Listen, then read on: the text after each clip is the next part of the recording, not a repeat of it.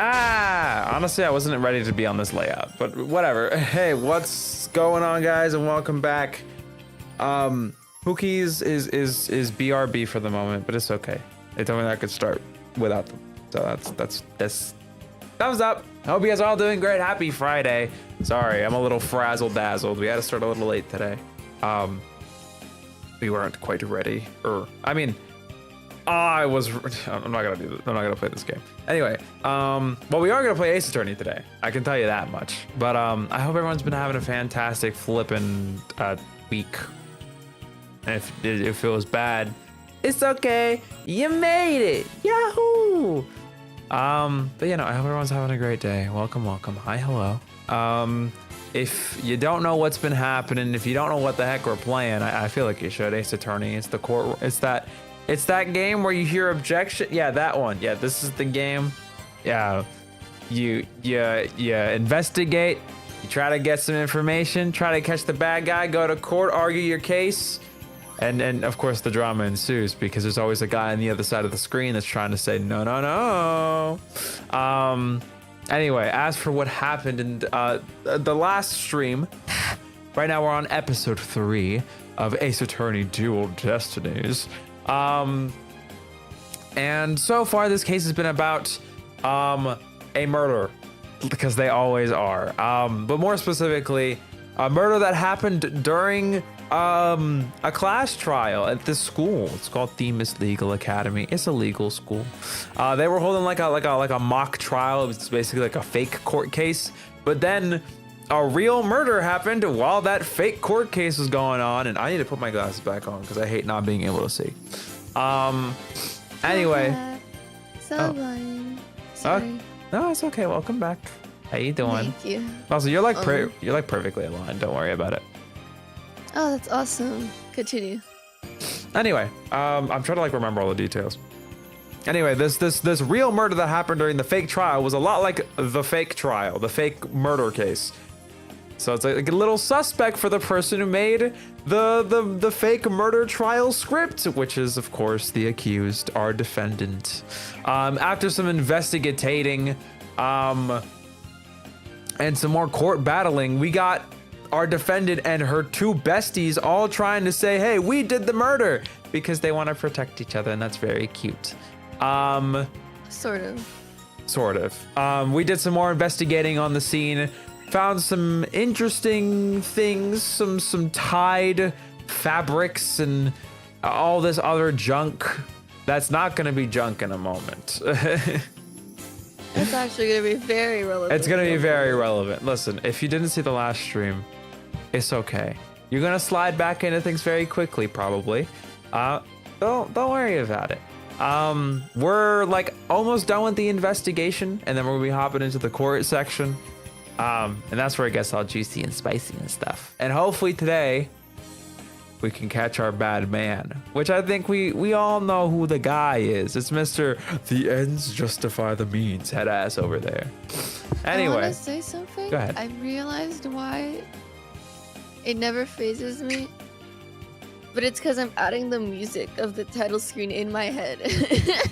Oh, and I don't hear yes, that's right. There you go. I'm so smart. You are smart. Song. Anyway, you have music now. Yay! Yay! All right, let's do this thing. Let's pick up where we left off. We're on investigation day 2. We just finished investigating the art room, which had some evidences. Well, we might look over the court record before we continue, but don't worry. Wait. What's up? My friend sent me a message. Sorry, this was relevant. My friend sent me a message last time. Like, by the way, did you see what's on Jinxie's computer when it falls off during the? What, like in that animation? Yeah. No. And they sent me a picture, and I think I should show it to you. Okay, I'll take a peek. Wait, Jinx? Not Jinxie, sorry. That's cute. She photoshopped herself in. Oh, in the that's picture. sad. That's sad. All right, well, let's continue off. Bada bing, bada boom. Investigation day numero dos. Hopefully, we can get another chance to get a peek at that. I want to see if I can spot it myself. Also, my God, everything feels so disgusting and dirty. My hair. Here. I want to wash it, okay? Anyway, what the heck did we find last time? Yes, of course. What is it called? Yes, of course. So last time we did some investigating. We found out that this little picture right here, that moon in the background is fake. Fake moon. So fake. Fake moon. There's this Fake weird news. There's this weird statue on the stage which shouldn't have been there, probably. There's a little memo scrap that had Hugh's name written on it. There's this weird banner with blood on it, which has got to be important. This burnt banner in an incinerator, and these two pictures, including our evil man. You're evil, we all know it.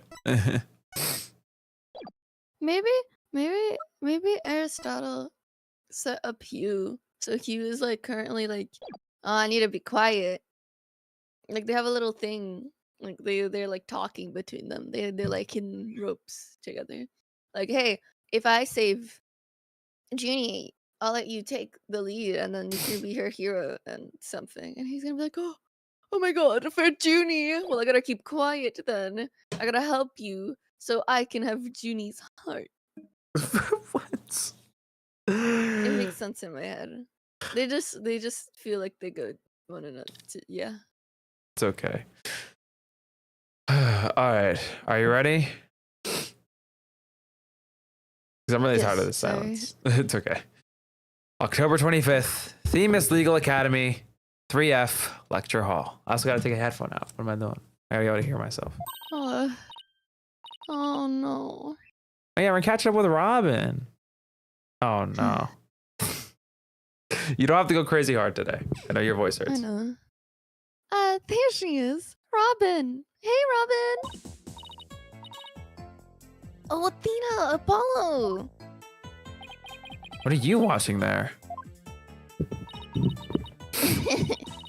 That just so happens to be a video of the mock trial. I had to use a bit of coercion to get it, but the ends justify the means, right? No. She said the line. How dare you? Kill her. Anyway. There it is again. Professor Means sure has a lot of influence around here. Let me turn you up a little bit. Don't mind me. I don't know why I'm so quiet lately.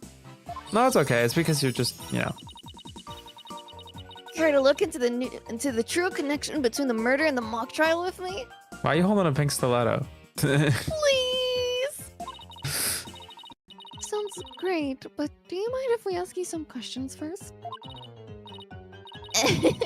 Sure. I'll tell you anything you want. Alright, here's our badge. Are we showing her our badge? I don't know. Yeah, we'll do it. Why Also, not?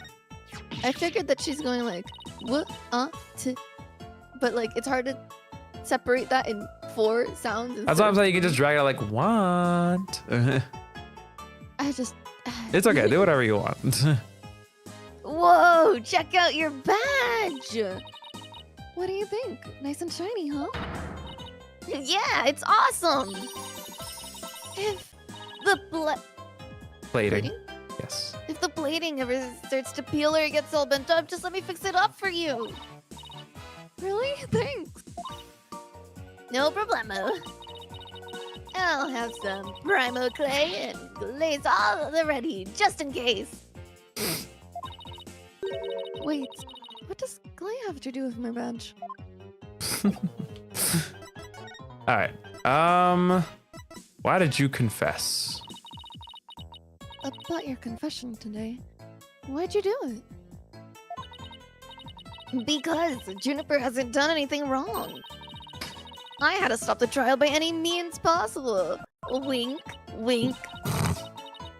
Right, the end justifies the means. So you're a follower of Professor Means too. Professor Means is a wonderful teacher. As Professor Court, I like them both.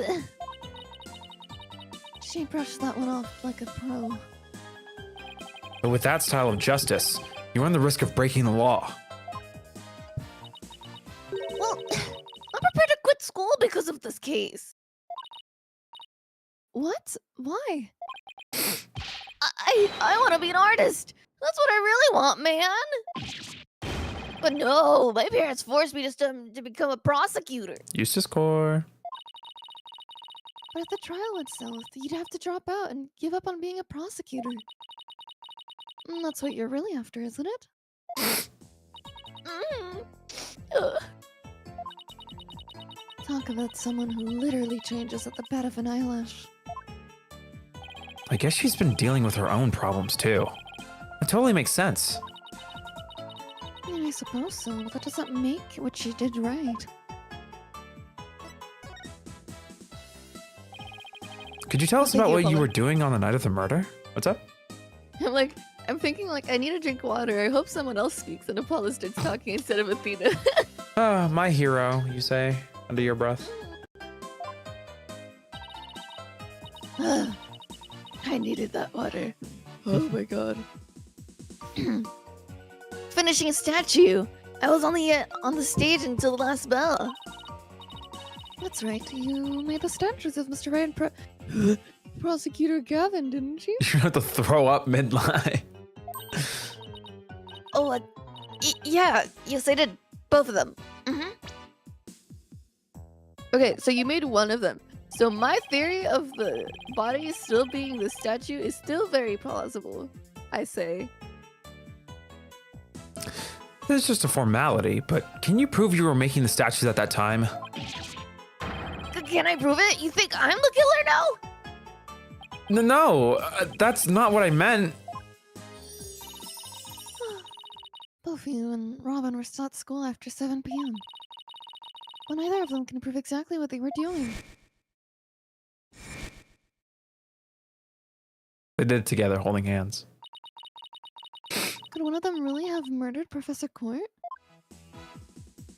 Is this doomed? Chat, are we doomed?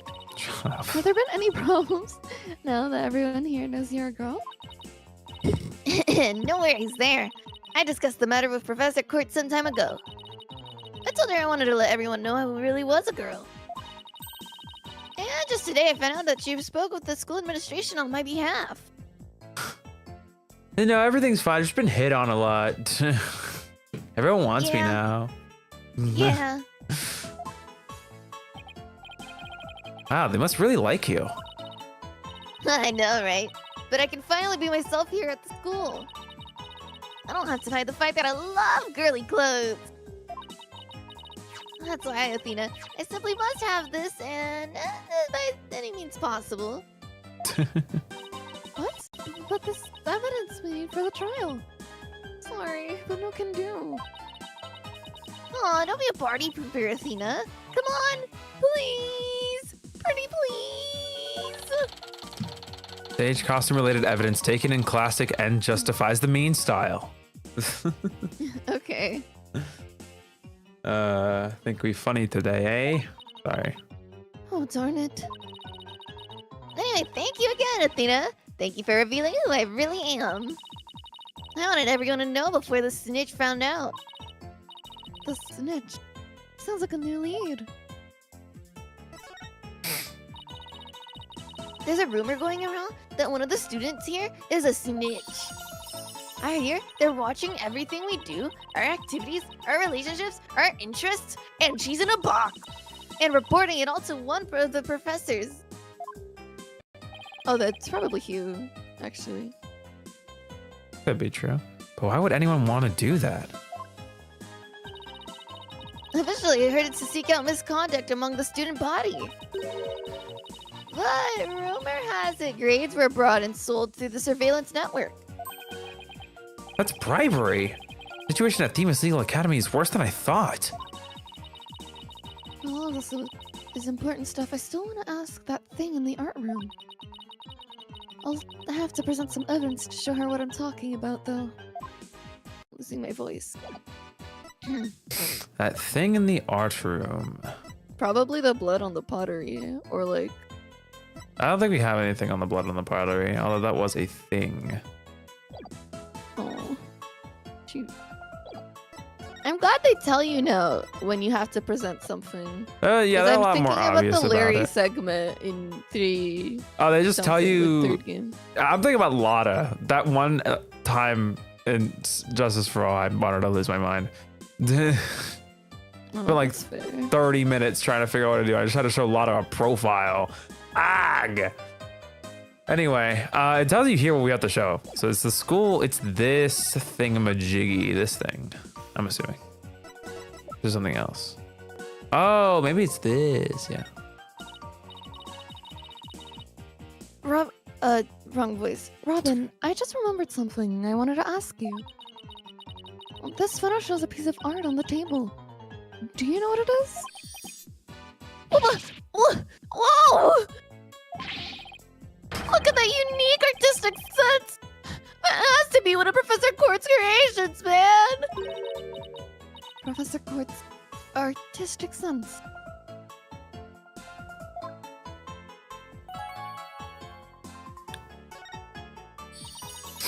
Professor Court's artistic sense. That's a tough one. It's avant-garde and very electric. Eclectic. What the? That was not the. It was not electric. That is not what that. Eclectic. I'm glad you didn't mind though. It's okay. I look back at it and I'm like, where's the L? Where's the R? It's okay. Dyslexia. Or. It's more like that word I've never seen before, so I replaced it with another adjective I knew. That's fair. In other words, it's weird and all over the place. It's also because I wasn't looking when the text was on screen. Come to think of it, that strange-looking painting in the art room that looks a lot like Ginny was Professor Court's artwork, wasn't it? The statue in that photo was originally the statue of Lady Justice. Lady Justice. Professor Court had planned on placing it on the judge's bench in the lecture hall. But the day before the mock trial, it broke while she was polishing it. She said she'd take it back to the art room and try to fix it somehow. So this is the statue in its proper state. You bet! Just look at that wild silhouette! Wow, so cute! I don't get it. Do you have to be an artist to appreciate stuff like this? Athena, the Lady Justice that you put back together on that stage. Oh, right. I didn't realize it before because it was in pieces, but before it was smashed. Maybe it didn't look like Lady Justice, but more like it does in the photo. But what in the world is it doing in the stage? Lady Justice. It was found broken on stage. Professor Court had remade it into a completely different looking statue the day before the mock trial. Updated in the court record. Well, I think that about covers it. I want to add to my theory, right? Remember how the body of Professor Court had like tied up like wrists or like markings on her wrist that she was tied up? I'm just saying. I'm now adding to the extra piece of my great and ingenious idea of how I would execute the murder if I was a murderer and I was an ace attorney. If I was a murderer, like you aren't a murderer. No, I'm kidding. Oh, you give me too much credit. You know, I was just, it's different. Homicide's a little different. Okay. Okay, then how about watching the mock trial video with me? What do you say? Pretty please? Sure, sounds good to me. How do you want to watch it? All classroom desks at the school have their own built-in computer, you know, because we're cool. I like the high-tech monitors on each like spot on the lecture hall wasn't giving that away. Wow, this place is definitely a lot cushier than I thought. I know you guys are in a hurry, so I'll just fast forward to the important parts and skip over the actual incriminating parts. So then you guys only see the bad, like the parts that I want you to see, and I get to see the parts that I want to see, and we don't get to look at the full video. Sorry. Let's start with the professor's pre-trial speech. Yeah! Tag yourself. This is court, by the way. Is it Court? Yes.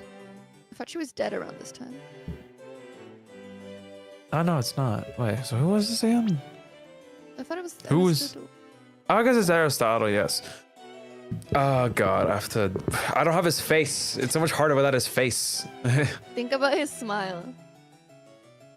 Good I afternoon. started doing the smile too. God, that hurt my neck. Good afternoon. I would like to start by thanking you for coming here today. Okay. Oh, that sounds like Professor Means. Thank you. I really Such needed a the genius. confidence boost.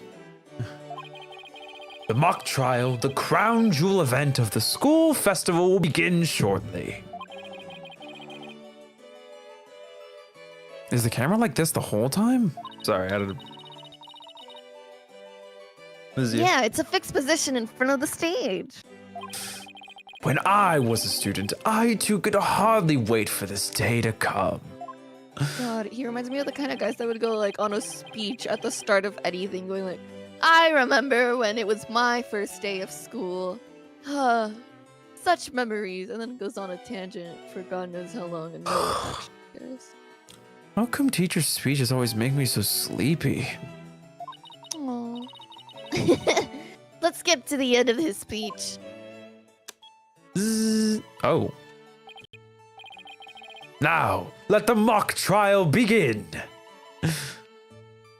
My God, Junie reveal.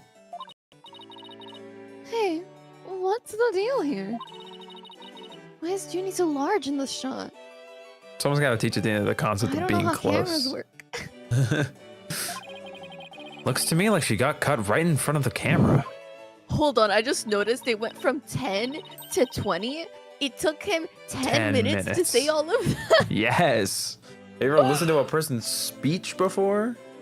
I don't know. I don't think I'd make it for 10 minutes, but okay. Immediately. Juniper was also in charge of the audio. Sorry, I had to turn up my heater. I'm about to fall asleep because it's so cold in my room. Oh my god, I also turned on my heater. Oh my God. Soul Link. Heater! Our See? umbilical cords are connected by the ether.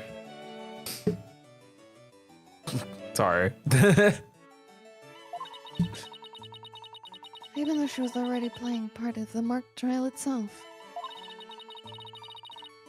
She had to do it to keep the script details secret. She was all over the place that day.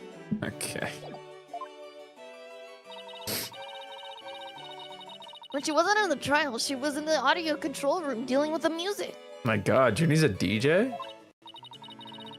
Oh, so this is the lecture hall looks like.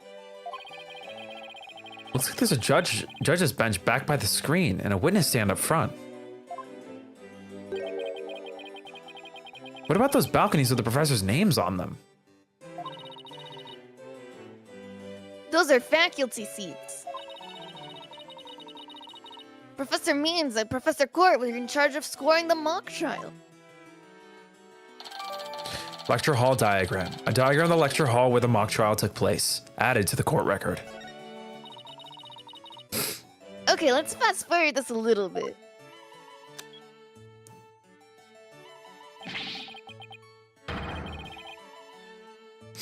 Oh. This is you. And that's why the defendant is definitely guilty! Oh, that was me! Can you tell?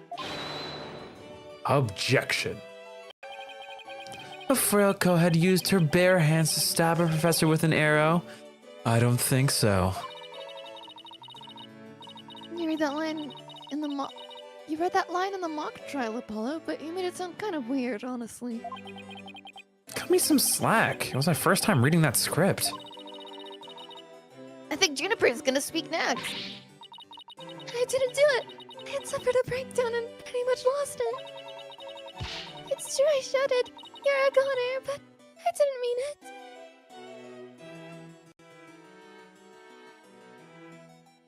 Were they just rehearsing in the They were art room, just, though? yeah. Wow, what an emotional performance. She put a real actress to shame. Wait, could you go back and play that scene again? No, I think we heard it the over. first time. No, trust me. You really think that's necessary?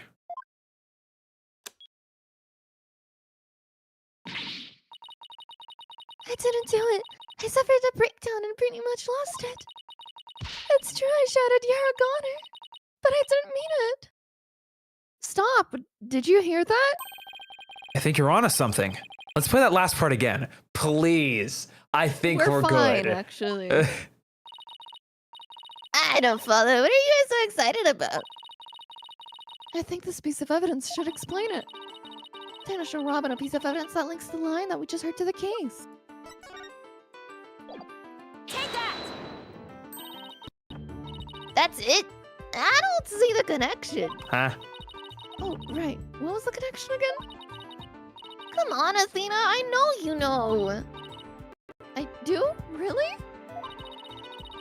That voice shouting, "You're a goner," has to come out over and over again. Time to show Robin a piece of evidence that links the line that we just heard to the case. I feel like both of these should be correct answers, but whatever. Take that!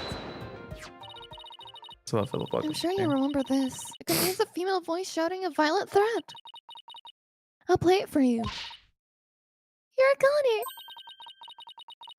The voices and performance do sound similar, but I can't believe this is happening.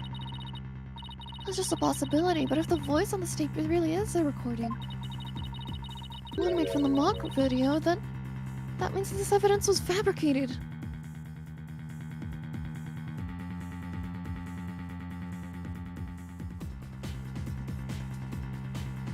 I wasn't thinking of it that way.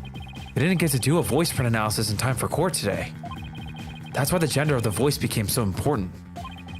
And if the real killer had foreseen that gender would become a key in today's trial. Nito tried to deflect the attention away from himself by making it a suspect female. So basically, the one with something to gain from doing this is our sole male suspect.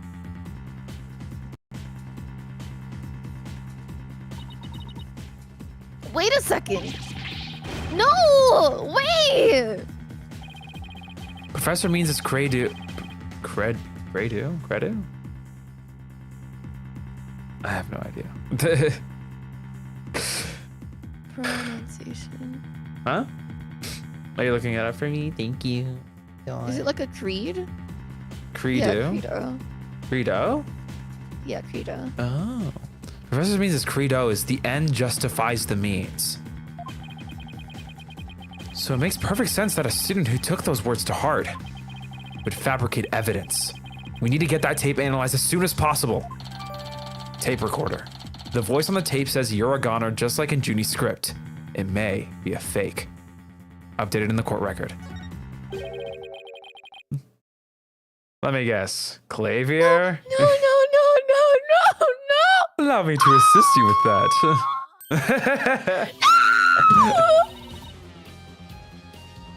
Prosecutor Gavin, at least make some kind of noise to you know that you're here. I have a sixth sense, Athena, don't worry. It's go big or go home with rockstar entrances, Fräulein. Timing is everything. Let me make a copy of that tape right now, and I'll get you the results as soon as I can. I trust that would be all right. Very much so. Thanks. Yeah, okay, Rizzler.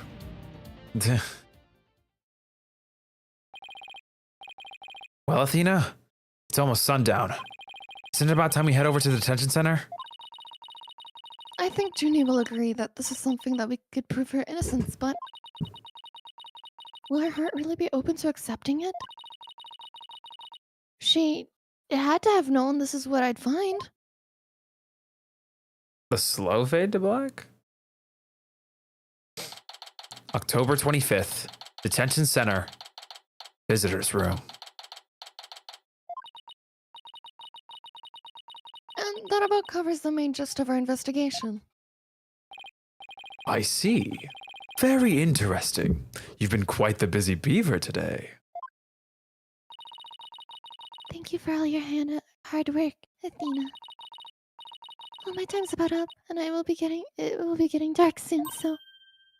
Junie! You must be tired after being on your feet all day. You should go home and... No, wait, you have to listen to me! I don't want to hear anymore. I know that you're going to say Athena. Junie, you promised. We're gonna discover the truth behind this murder mystery. And we're gonna bring you solid evidence showing just what the truth is. If we succeed in doing that, I want you to promise that you'll accept it, Junie, no matter how hard it is to hear. Okay, but only if it's the real truth. So please just listen to what I have to say. Once you've heard me out, I'll let you decide what to do.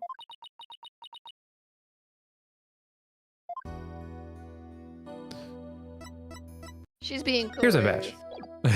Okay. I know she's being like, hey, like, no, don't speak. You know what happens. What, you mean means? Yeah. Yeah. He's getting his way. Yeah, of course. Ow. The voice recording has been proven to be yours, Junie. In the mock trial video, we can hear you read the line from your script. We're having both of them analyzed now, but from what I can tell, the voices are the same. And the only one who'd benefit from faking their voice recording would be you.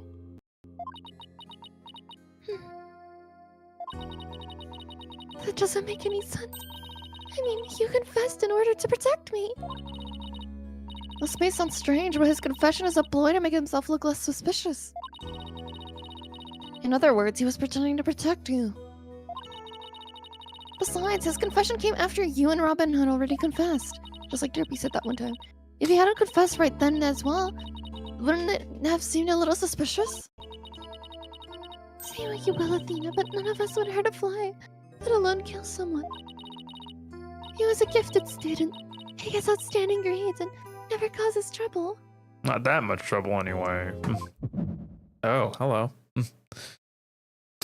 Wait, Athena. My bracelet reacted just now. It did? But why?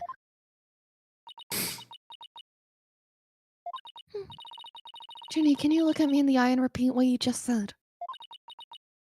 None of us would hurt a fly, let alone kill someone. He was a gifted student. He gets outstanding grades and never causes trouble. Now I'm sure of it. She's lying. Well... Sorry. Are you ready to perceive her ash? Yeah. Get her good? Sure, what for? Sorry.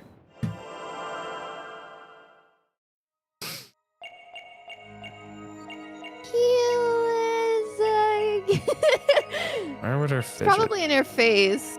Because like she fingers. closes her eyes when she says he gets a sensei and never gets trouble. Her flower flower, twitches. I'm looking at her hands first.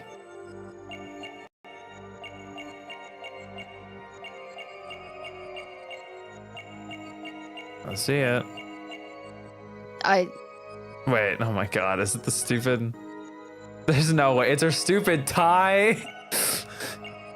I think it's her tie. It flaps around when she's lying. That's so random. Not even her flower. I thought it'd be her flower. That'd be gas. Like her flower wilts a little bit or something. Yeah. I mean, it means she's trembling. Wait, you can just pause and look around? Really? Oh, I didn't think you could do that. All right. Gotcha. Juniper, you start coughing when you're under stress. That's coughing? She was coughing. Oh, okay. You can't hide it from me, no matter how hard you try. And you said it never causes trouble. Cough escaped and made your scarf flutter. As for why you were stressed, it's because you were lying.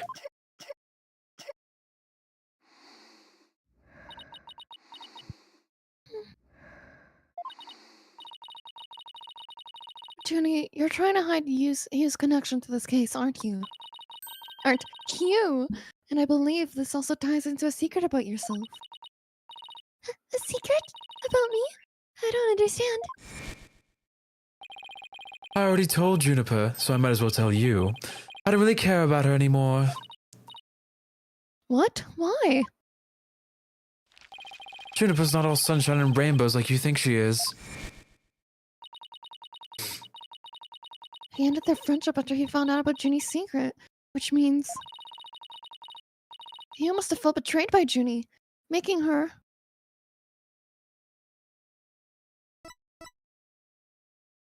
Snitch? That's my guess.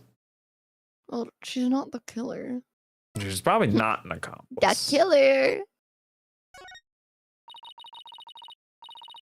You were Professor Kurt's snitch, weren't you?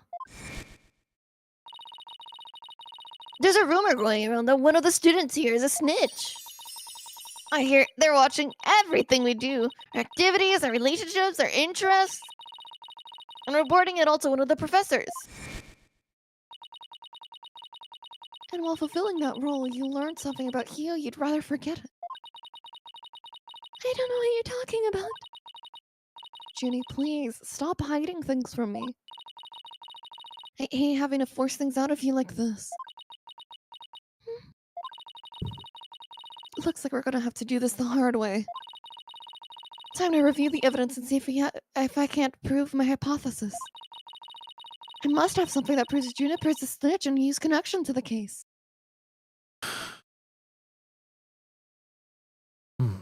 Other than a billion, like,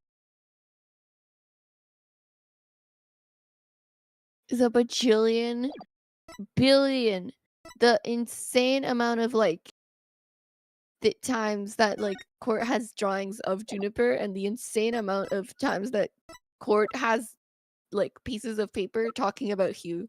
I don't know.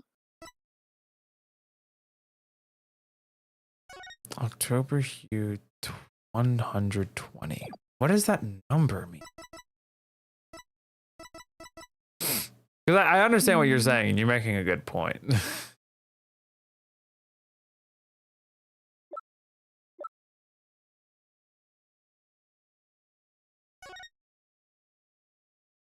But I'm just trying to think about it in a more like concrete, like there's a more concrete piece of like evidence. Actual evidence. Yeah, I'm trying to. I feel like it's something to do with this book and these notes. I'm just trying to think about what. Need to speak. It says routine report. Oh no, that's like in general, right? Routine. Like a routine. Need to speak with you, O'Connor. With you about that report yesterday. Important. I'm trying to think what the hell Hugh 120 means. He's blazing it? Wrong number, but I know. good guess, good guess. The rooms are like right next to each other. Or the audio control room and that, but I don't think that's good enough. This is burnt. I just think it's her planner though. Cause like I think it's her planner too. I just don't know why exactly. it says routine report. So, you know, a report is something that you receive. Probably that's the time where she goes to report. That's fair, routines. Yeah. So I don't know. Let's do it. Take that! Right here, Professor Court's planner, it says routine report. I believe this is meant to mean the snitch. Oh, I'm like, wow, the sentence doesn't make a lot of sense. I believe this is meant to mean when the snitch would report to Professor Court. I also believe Professor Court planned to meet Hugh in private based on the snitch's info. And from their meeting, Hugh must have put 2 and 2 together and figured out your secret. So you see, it all makes sense only if you're the snitch, Junie.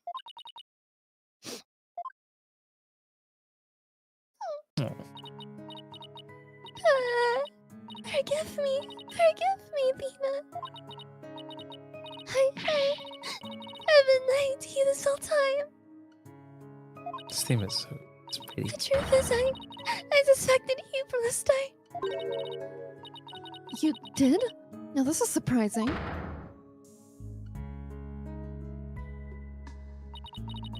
I'm so sorry. I've talked about friendship so much, but I've been a terrible friend. Juniper, I don't have that special kind of hearing that Athena does. But I don't need it to sense the pain you're feeling inside. And its intensity is directly proportional to how you feel about your friend. Am I right? Oh. Apollo. The triple sniffle is so real. Aw. Please, Junie, tell me what he suspected of you. I have a feeling that will be the key to getting to the bottom of this whole case.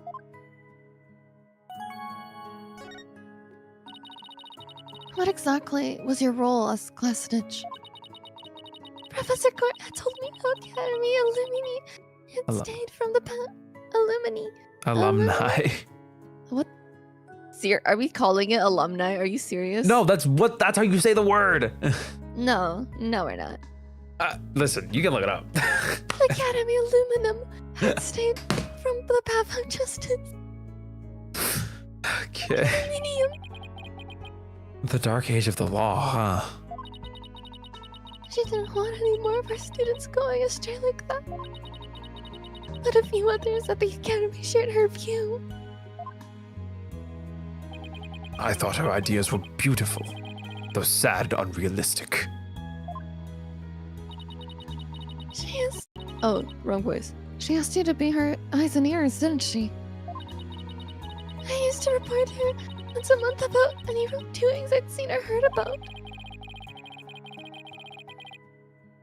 And that report session in our planner, the one from October 22nd, was a part of that? Oh my God. Yes, that's when I reported you to the Professor Court. She snitched on her own friend? I think you would too. Listen, man, it's not like you see someone. It's not like you see someone like, you know, stab someone and you're just like, I don't want to be a snitch. That's not how it works. I don't know. It depends. Depending on what it is, you snitch. I accidentally overheard you talking. What did you hear? He was talking to someone on the phone. I think it was one of his parents. What were they talking about? Something about having paid money for a good test score. And we overheard him talking, so I never found out what the money was going to. What? That's bribery! Exactly what Apollo said a few minutes ago. He was buying his way through school, and if that's the case, just like Eustace, then the evidence has always seemed out of place that actually might be about his secret. Oh my god, what? Is it 120 like dollars? That's what I'm thinking. Take that! We found this while we were investigating the stage. Got his name on it. Maybe it's in the thousands, actually. $120 for bribery is kind of shit. I'll give you 120. I didn't know what that number meant at the time, but now that I'm hearing about bribes... It must mean that a bribe of 120 grand was to be paid in October. What's more, look at this mark. It's the same mark on the pages of Professor Court's planner. So okay, so that's... The 20th of October. In her planner. What?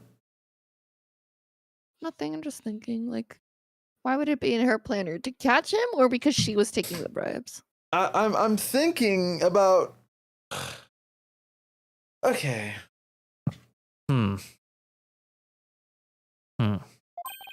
Hey, you're right. Wait, but why would Professor Court have that kind of information in her planner? You can put two and two together, girly. You don't really think the person who was taking bribe money was... It's just a possibility at this point. But it may indeed have been Professor Court. But... That is impossible. She'd be the last person I'd ever suspect of accepting bribes. Like I said, it's just a possibility, but a rather good one. Maybe their private talk had to do with the possibility of the bribery being exposed. And what started off as a little argument soon got out of hand. It's not your fault, Junie. Anybody would have suspected Hugh if they knew what you knew. No, I wouldn't believe that alone would have driven him to murder. There's another reason why I suspected you. You've got to be kidding me. There's another reason?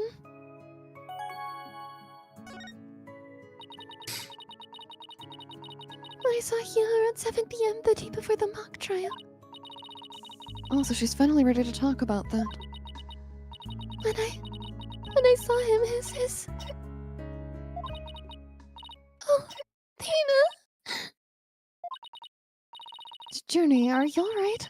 Just try to relax and tell me what happened. I never wanted to see what I did. But I'll have to live with it, won't I? In that hallway, Hugh's hands... His hands were dripping with blood. That only confirms what I was thinking. Well, she just said that. Also, again, I get so confused. I hear her voice and I'm like, oh, that is not at all what I see for her, but... You don't have to follow what the anime cutscene has for her voice. You can do what you want. What? But why? What am I going to do? Deep down, I know Hugh can't be the killer. My mind keeps telling me he is. No matter how hard I try to convince myself he is. Oh, what am I to do? Hugh, please. So I just want to think about the guard in the back being like, dude, this tea is crazy. He listens to so much tea. I can't take this anymore. You know? So she hid the fact that she had seen Hugh and said she went home at 6 because she wanted to avoid talking about what she saw. Journey must have been terrible holding all of that in. But it's going to be okay. I'll get to the bottom of this. And that's my promise from one good friend to another. I'll be defending Juniper tomorrow. If that's okay with you, Professor Means. My main concern is whether you can defeat that prosecutor. But I won't try to stop you. I will be watching from the gallery. And shall look forward to seeing what sort of results your methods can produce. Good luck tomorrow. Now, if you would excuse me. I'm sorry. I really mean it. I wish I had chosen you from the start. You have to uncover the truth tomorrow. I know you can do it. Don't worry. We already know that the prosecution's key piece of evidence is fake. And thanks to you, we figured out the motive too. He's so cute. Let's give this our best shot, Athena. Let tomorrow be the day Juniper walks free. I wouldn't have it any other way. We really should be all ready now. What could possibly go wrong this time? Is what they say before everything goes catastrophically wrong this time. Yup. Still. There's a strange, uneasy feeling I can't shake. I'd better be imagining it. It's the same feeling I get when Professor Means looks at me. To Like he be means something. continued.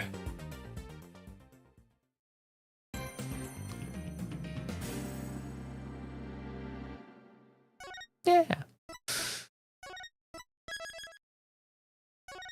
You ready?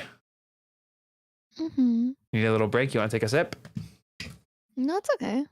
I'm taking a sip, so you might as well.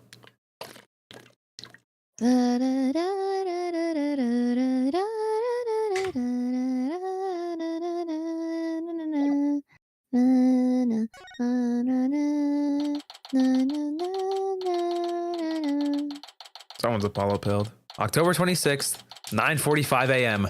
District Court, Defendant Lobby, number 3.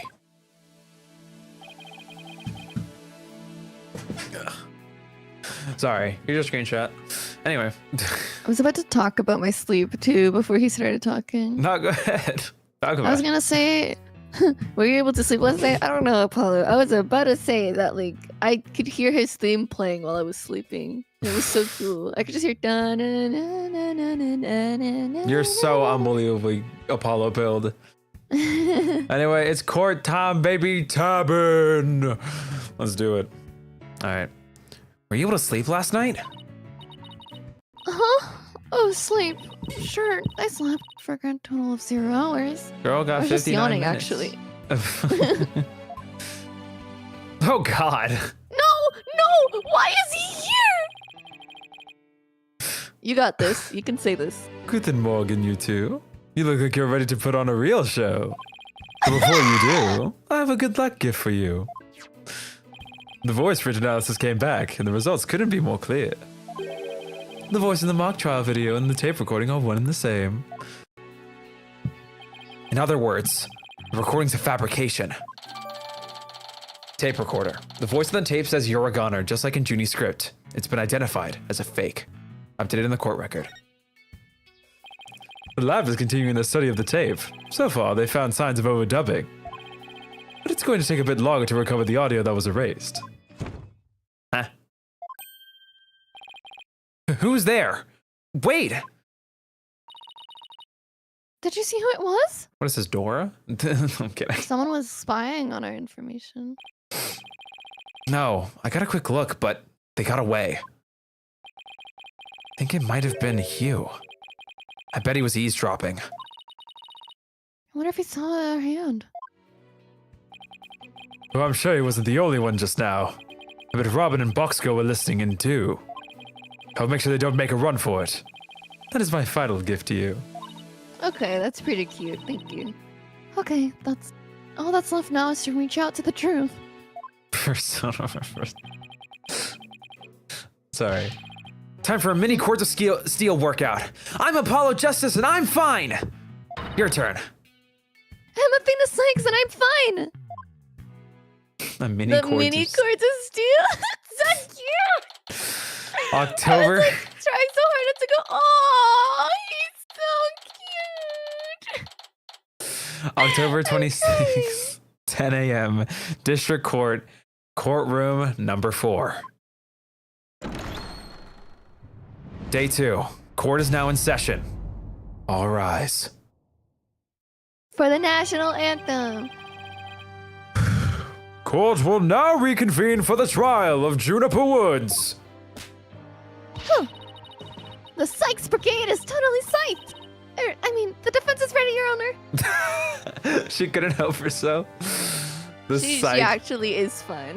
The Sykes Brigade. Her ancient ancestor was actually what is it called? Like a fighter pilot squad leader in the World War or something. Mm. The Sykes Brigade is so cute. Yeah, the Sykes Brigade. The prosecution is ready as well. Isn't that right, Prosecutor Blackwill? Oh, God. I thought he would have his mouth taped up. Because, like, I don't know, he answered for him. Well, he just doesn't like talking. Yes, well. What's up? Has he always had that feather in his mouth? Yes. Okay. That's the one that he throws. Yeah, because I remember. Sorry, I just remembered it because, like, sometimes when he talks with a feather in his mouth, it just, like, moves weirdly. Yeah. Like, its position resets randomly sometimes. It's just kind of how funny. It's just kind of how the mouth animation is. It's very, like, it's very snappy, you know? No, like, the actual feather itself, like, moves independently to the mouth. But, like, sometimes it snaps to, like, an original position. It's really funny. I don't know if you'll pay attention to it. I'll try and notice it. Yes, well, moving right along. Yesterday's adjournment was unexpected yet necessary. But I'll be running a tight ship here today, so no funny business from anybody, understood? I'm looking at the mouth. It looks like he just sticks to his bottom lip. It's fine here. It's the other one. I think it's like when he's like leaning on the side or something. Okay. Your baldness. Maybe. Robin Newman and Hugh O'Connor have recanted their confessions. But later, I shall grill them at leisure to find whether I can charge them with perjury. Well, this sure complicates matters. Still, one must not overlook the facts. Now about the school camera photo that was submitted yesterday. Pity. That evidence is no longer relevant to this case.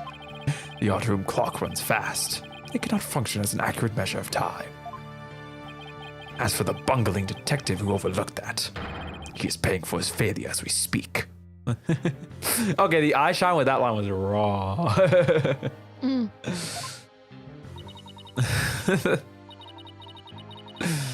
Poor Detective Fulbright. Hope he returns to work with all his body parts intact. It's like Gumshoe Edgeworth, but like a little more give and take. I'm so suspicious of him. But if that's the case, then what will we... The accused is the sole person who could have moved the body from the art room to the stage. And I mean to prove it here today. It's just like Detective Fulbright said. But what else does he have up his sleeve? My understanding of this heinous crime is thus. The murder took place near the center of the art room, as evidenced by the bloodstain. Blood was also found on some pottery next to the window over in the maintenance area. Just to say that the body was carried over to that very window. From there, it was dropped down to the maintenance area below. And though there was a nary a scratch on the body, aside from the fatal wound. That too was per the script. A high jump mat was employed to cushion the fall. Then a ball cart was used to haul the body over to the stage. That's not very clever. I mean, it's the same exact body moving scheme as the script. Anyone could have moved the body that way. Objection! Your propensity to spew forth words before you think is not very clever either. Why you? He hit it with propensity. Jesus. Moreover, the prosecution has a witness, which is most unfortunate for you. Witness, it's time for you to come forth. Ah, of course. Bow hair. Well then, will the witness please state his name and occupation? Hugh O'Connor. I'm a senior at Themis Legal Academy, and I'm studying to be a lawyer. You okay? I was in the academy. I should you be a lawyer. My name is Hugh O'Connor. Sorry. I love doing that. Yesterday I told that lawyer there that I would testify to the truth. So I intend to cooperate fully in today's trial. Happy now, Miss Sykes? What is he up to now? The court appreciates your cooperation, Mr. O'Connor. Now your testimony, please. Witness testimony. O'Connor. What O'Connor saw. What, you like that? I'm Hugh O'Connor. No, I'm mocking him. I know, but I like doing it. It's funny. The lecture hall was packed before the mock trial, but the rest of the campus was empty. That's when I saw Juniper dragging a large mat from behind the stage. I like that it's like paced to the animations, depending Yeah. on what they're doing. That's cute. I was watching her from a vantage point between the stage and the maintenance area. She was heading towards me, so I assumed she was on her way to the maintenance area. I didn't have time to stand around and see what she did after that. Isn't that where there's a wall? Or am I crazy?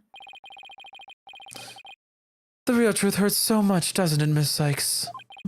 Or maybe you thought I was going to bring up something else entirely against your client. Ugh! Never a snappy comeback when I need one. He's coming straight at us today, using any means possible. Possible? Possible. Yeah, possible. Apollo. To protect the students who had to climb up high when setting up the stage. That mat was brought over to the stage from the storehouse. Her client is the student council president. What's wrong with her taking it upon herself to put away the mat after they'd use it? Oh, there is plenty wrong. There is but one mat in the entire school that could cushion a fall from such lofty heights. Ergo, the mat in question was indispensable to moving the body. Oh, it sucks being the last to know everything. I think I get it now. The drag marks you saw behind the stage were made by the mat.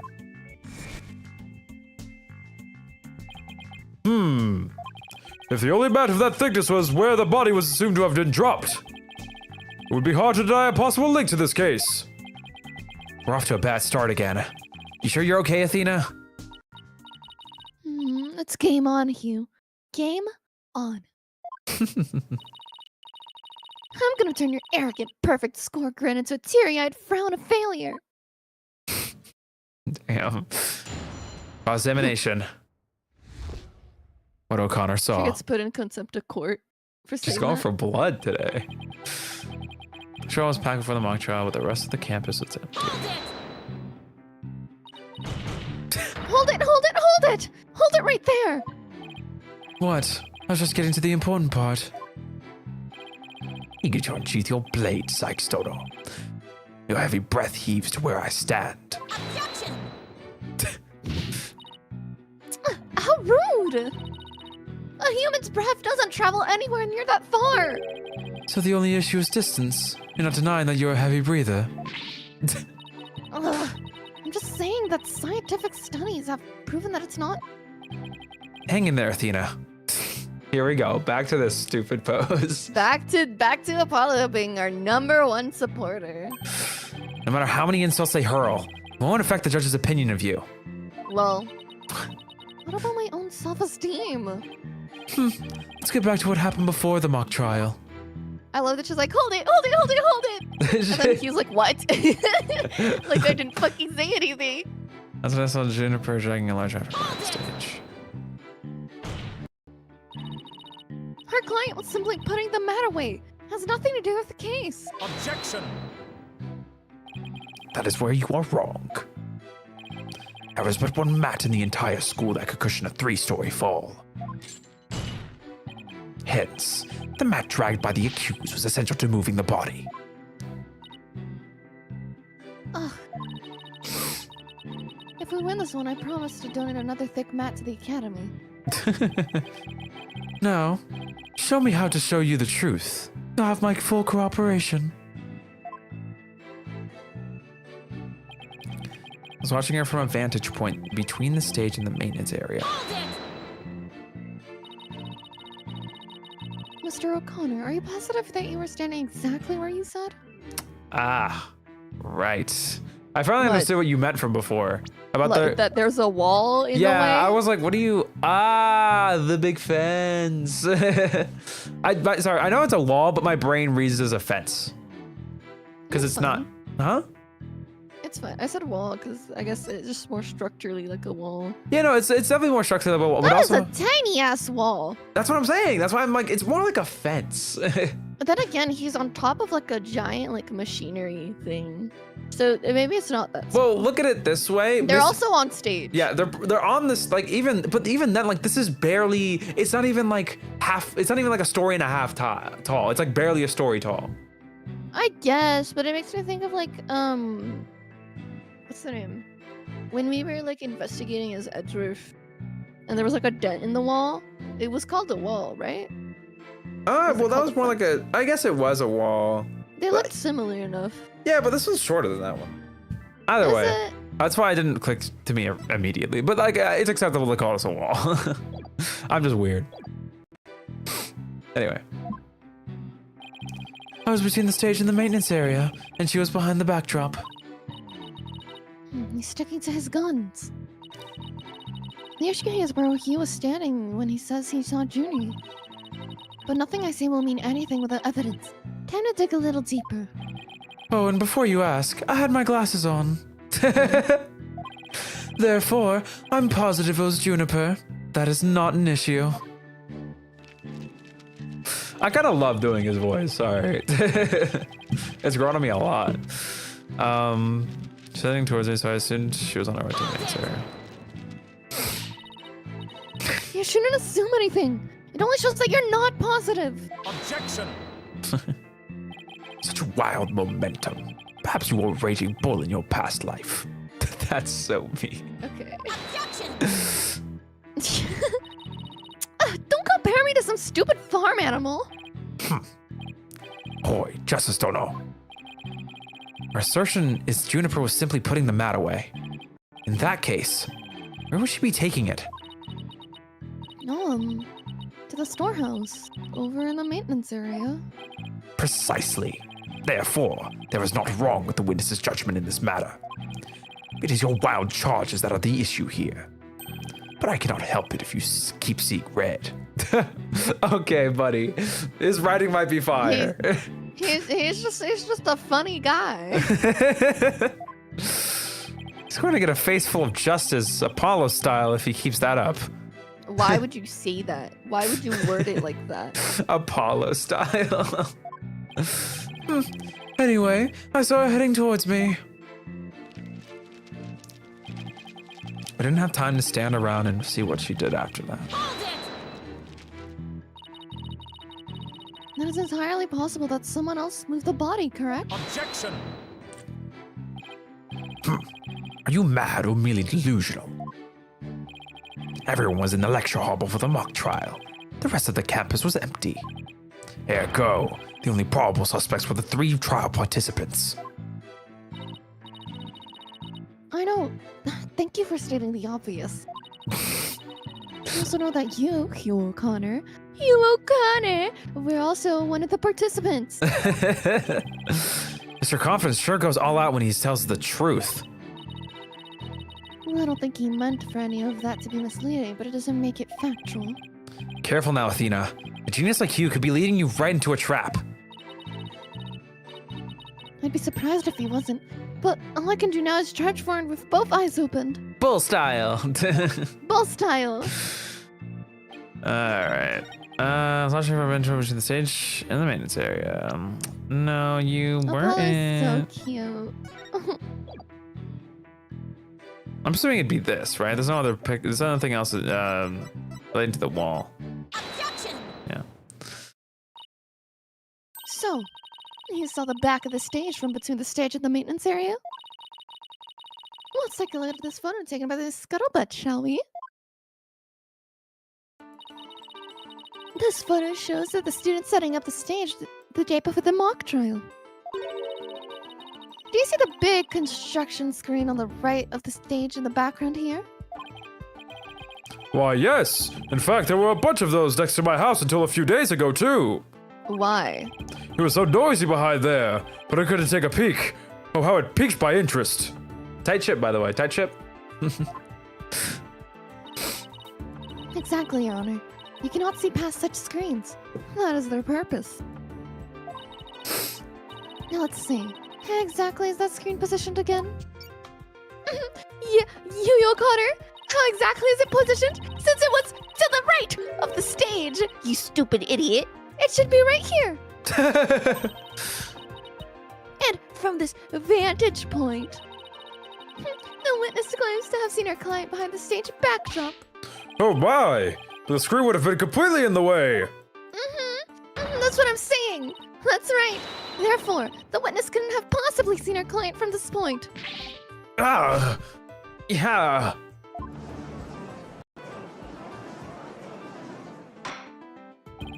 Order, order! Mr. O'Connor, have you been lying to this court? Screen. Right. It must have slipped my mind. What are you telling me? You, Mr. Genius, forgot something as literally big as that? There are 2 kinds of memory lapses. The normal kind you mouth breathers have. And the genius little lapses of memory that people like me have. Why don't you just admit that it was a normal, everyday brain fart already? He really is a taunting nerd games by you, right? Will the witness now please restate what he remembers minus the lapses of memory? That's easy. I was on the other side of the screen. In other words, I witnessed Juniper from the stage side of the screen. Objection! You're testifying that our client was behind the stage. But need I remind this court, from the back of the stage, it's not visible from the front. To actually see our client behind the stage from the stage side of the screen, the witness himself would also have to be at the same area behind the stage. But in that case, our client would have definitely seen Mr. O'Connor.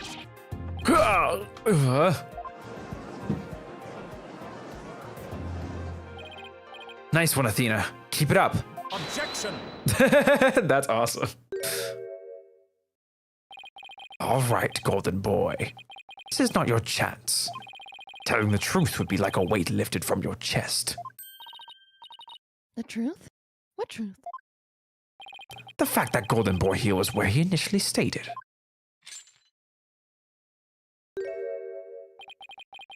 That is to say, he was between the maintenance area and the stage. Objection!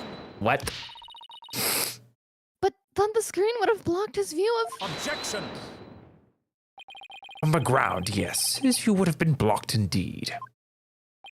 But consider how smoke always wants to rise up high. That is such a nice Athena, movie. look at the photo again. Do you think? Something on the other side of the screen. Something high enough to see the stage. No way! This crane right here?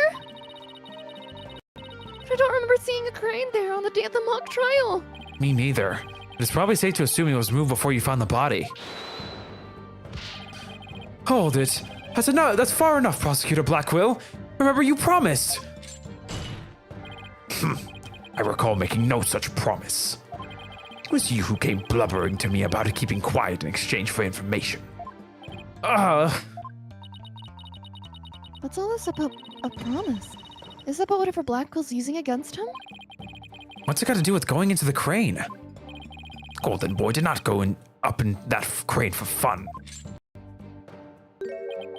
He was working part-time as a crane operator within school grounds. He's forklift certified? Okay. Not a forklift, but all right. I know, but might as well be. What? Do you mean to tell me a high school student was operating a crane? Objection! The witness, I object to the prosecutor's last statement. That there's no proof I ever operated that crane. Hold it! Actually, there just might be something that proves you did. What? Well, if this whole part-time job thing is true, I would doubt it would be limited to a single day. You were probably working at the same site the previous day too. Is this what you're thinking of, Athena? Like, I noticed the guy in the background. I've been noticing him, but I'm like, whatever, you know? He just looks like a guy that, like, I think he looked better than Hugh to ever, like, pull this off, so. Yep, Alright. as the court can see, this photo captured the crane's operator. And if you look carefully, he bears a definitive resemblance to Mr. O'Connor. Are you serious? This is ridiculous. How very interesting. Let's ascertain whether this is as ridiculous as the witness maintains. The defense agrees with the prosecution. Let's bring facts to light. That's all very well and good, which is how do you propose to do that? The person in this photo has only one distinguishing feature. And I'm not 100% sure, but it's at least worth a try. We can clearly identify the person in this photo as the witness by examining. I mean, I'd say it's his neck. Probably. His assume- hobby! I just don't know what that is. Well, it's hidden by his, like, thing. Yeah, by his collar, right? So let's do his neck.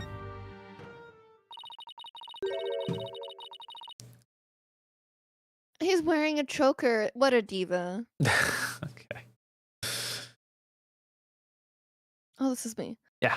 The figure in this photo is wearing a very unique object around his neck. Why, yes, you can see it right there. But then, are you saying you mean to? Mr. O'Connor's neck is almost entirely concealed by his tall collar. But that's exactly why I believe this warrants further examination. No, not a chance. That'll be a blatant violation of my privacy. Not in court. You are a disgrace of a man. Now, start unbuttoning that collar before I hack it off. Hey, yo. Yeah, what's the big deal? Now let's see your neck.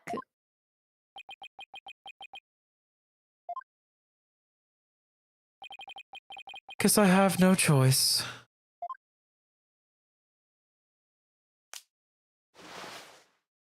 Oh. It's a proof of their friendship. Yeah. Oh my! So, where did you buy that neckband, if I might ask? Also, why did they choose a choker for this? No idea. I didn't buy it. It's handmade. There's only one like it in the world. Well, it sure looks like the neckband in the photo. Should we have the photo analyzed? You are one irritating lady. Fine. I admit it. I work a part-time construction job. It has nothing to do with our school. Operating heavy equipment's no big deal for a guy who can parallel park one-handed. Okay. Okay. Shut up. You're so annoying. But I never expected one of my jobs would take me to my own school. But when you factor in all of the required tests in an apprenticeship period, wouldn't you have to be at least 20 to have a license for operating a crane? Oh, about that, you see, I'm a genius, so, you know. Objection! Let us dispense with this inane charade, golden boy. Hold it! No, Prosecutor Blackwell! High school seniors are 19 at most. Thus, they fail to complete the requirements. But that does not apply to you. Does it, Mr. O'Connor? Why doesn't it apply? He's a senior, so he's around that age, right? No, don't, please! Oh, has he like doubled multiple times? He's repeated grades. Actually, golden boy, he is 25. He took a 7-year break from school. Oh my god!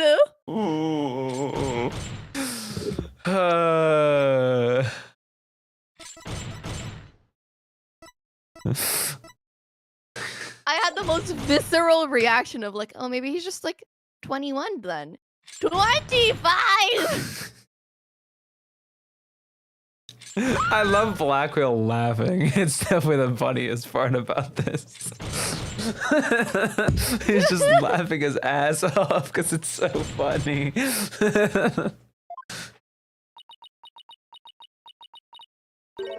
Wait, come again? Perfect OST pick. Take a gander at the official school enrollment documentation. 'Tis all right here. No. 25? You mean he's older than me? A 25-year-old in high school? Wait, in high school is crazy. Hold it. 7-year break. 7 years. I've just one thing to say. There are two kinds of 7-year breaks. The ordinary kind you mouth breathers take. And the genius kind people like me take. Objection!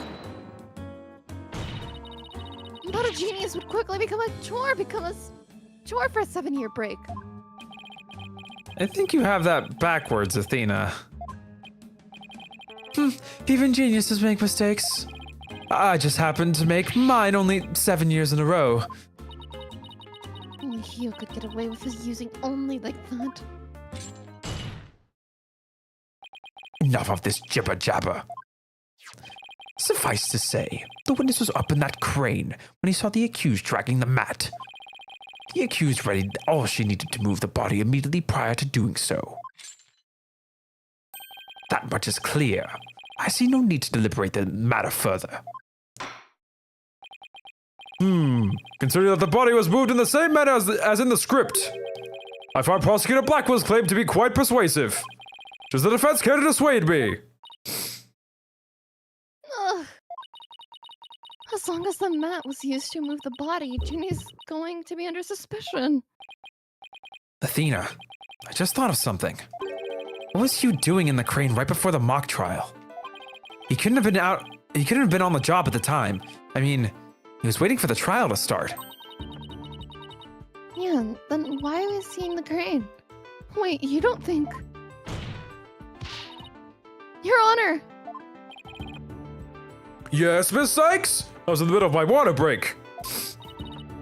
I've got it! I've got an amazing idea that will turn the prosecutor's claim on its head. A little conjecture has never stopped us before. Interesting.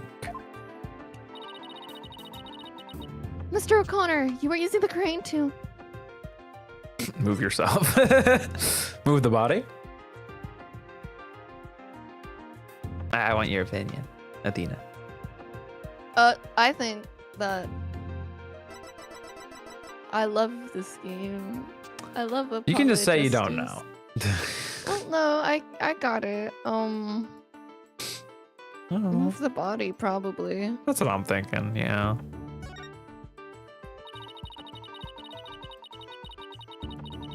The body was just like it was in the script, so it must have been moved like in the script too. At least that's what the prosecution believes. How simplistic, even foolish. Those are pretty strong words, Athena. Sure about this? The witness is a licensed crane operator, so he would have been able to use it to move the body.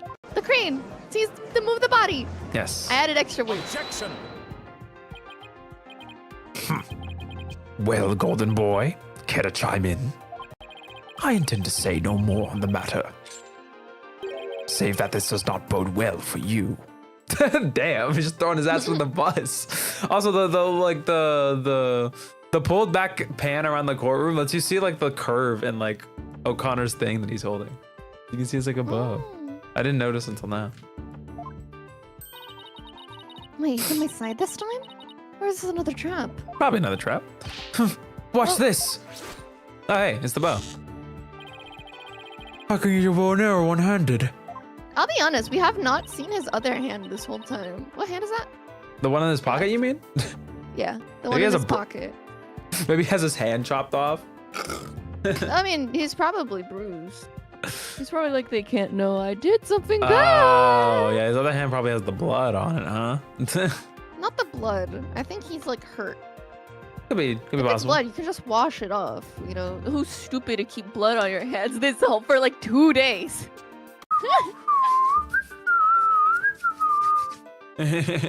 Wash off blood. Did you read this line? Crazy level There you go. of dexterity. Sorry. I can even drive a crane with one hand. That's easy. Just like how I parallel park with one hand. I've been saying that I do everything with one hand. One hand, one hand, one hand. Wow, one hand. But operating the crane itself is so complex it requires both hands. Now, I would have the court look at this. Oh. Oh, please tell me that's a ketchup stain. You wish. My hand was injured and required surgery. Wow, okay, I wasn't actually that far off. Owie. That's the reason I kept my hand in my pocket all this time. Thankfully, they don't go into detail about how he's injured, because I don't need to know that. I have already verified this with the hospital of treatment. Quite a nasty wound, they say. Thank you for leaving it ambiguous. So, how did you hurt it? You don't want to know. I see no need to discuss that. There's no relevance to this case. I honestly might. 2 hands are required to operate complex machinery. It's just a crane. Here go. On the day of the mock trial, the witness was incapable of moving the body by crane.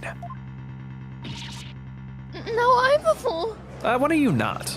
You see the I bend? do want to say Oh, that, that's- like, Black Girl didn't seem bothered when she said stuff. Not because he knew that he was right, but I feel like it's like a, oh, she's confident. Yeah. Not like in a condescending way, but like a, I'm proud of you. I don't know, he seems like nice. I don't know. I I don't think it's trust him. a He's I'm just proud of you. I just think he's amused. I mean, I don't know. I think in a way, Athena and him know each other. Just with how things seem to be going. And if that's the case, then I don't know. Like, I just think they're lovely. Okay. Wait, Oh. let me just do this real quick. I noticed something. Don't mind me. I'm still here. All right, I I'll just keep noticed going then. something. I'd planned on moving the crane the night before the mock trial, but then I got injured. Wanting to keep my part-time job a secret, I had to do it just before the mock trial instead. And here I thought this was the big break we've been waiting for. Oh, I planned on moving the crane the night before the mock trial, then I went to keep my part-time job. I intended to do it just before the mock trial instead. Okay. Now that the defense oh god, sophistry? Now that the defense's sophistry is laid bare, I would have the court recall my claim. The body was dropped out of a third-floor window to a mat near the maintenance area. Then a bar car was used to move it to the stage. See? I've been paying attention. Tight ship, by the way. Tight ship. Well done, your baldness. Now consider this. The accused was sighted dragging that mat. Ergo, it was she who moved the body. That's not true. You can't just claim that. You can't just say those two things are directly connected. Well, I think you're on the right track, Athena. You do? Yeah, Juniper remains the prime suspect if you assume the body was moved per script. So as the defense, you have to figure out how else the body could have been moved. But always telling me to think of another way besides the crane.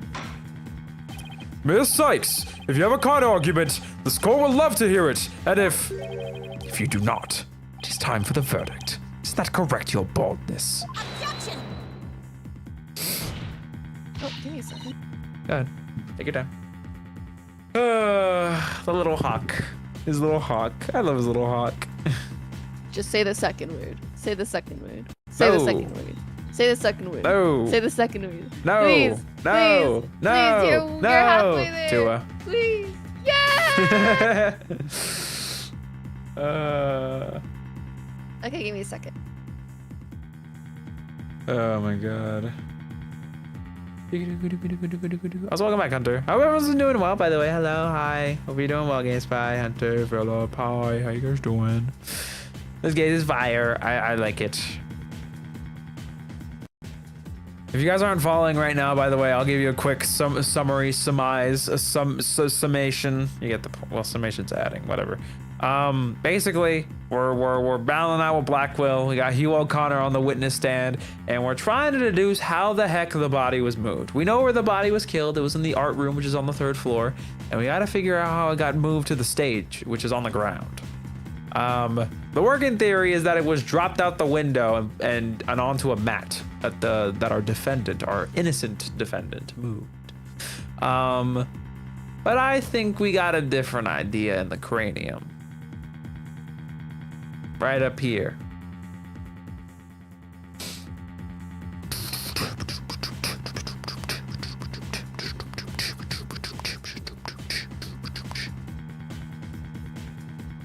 Sorry. And if I had to guess, well, I'm not guessing, but if I had to say, I have a feeling. Is this banner with the blood on it? I mean, why would there be blood?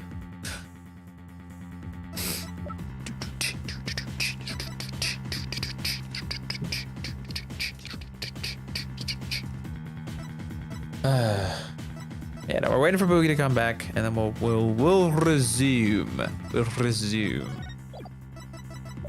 Any 3D pieces of evidence we can look at? Nah, just some pictures. Oh, I gotta zoom in on this, man. I'm Hugh O'Connor, and I'm a construction worker. I'm about to do some fine dining. Ah, it's your food time? Yep. A little late today. I have pizza. You have what? Pizza. I'm jealous. I want some. You know, Okay. I thought about it, and I'm like, aw, I'll make sure to get you so many pizzas. No, not that many, please. Like one, it can be small, so we can eat it together. Yeah. Although I'm on to finish pizza pies. Anyway, What does that mean? like eat the whole pie. That's not normal. What? Oh, this is like a Oh. personal pie. You're not meant to finish the whole thing. What? Never mind. Let's continue. What's a pie? What? Pizza pie? Oh. That's what it's like. Like What a whole pizza is called? Yes. Oh. It's called the pizza pie. You're not meant to. Well, yeah, we can eat it together.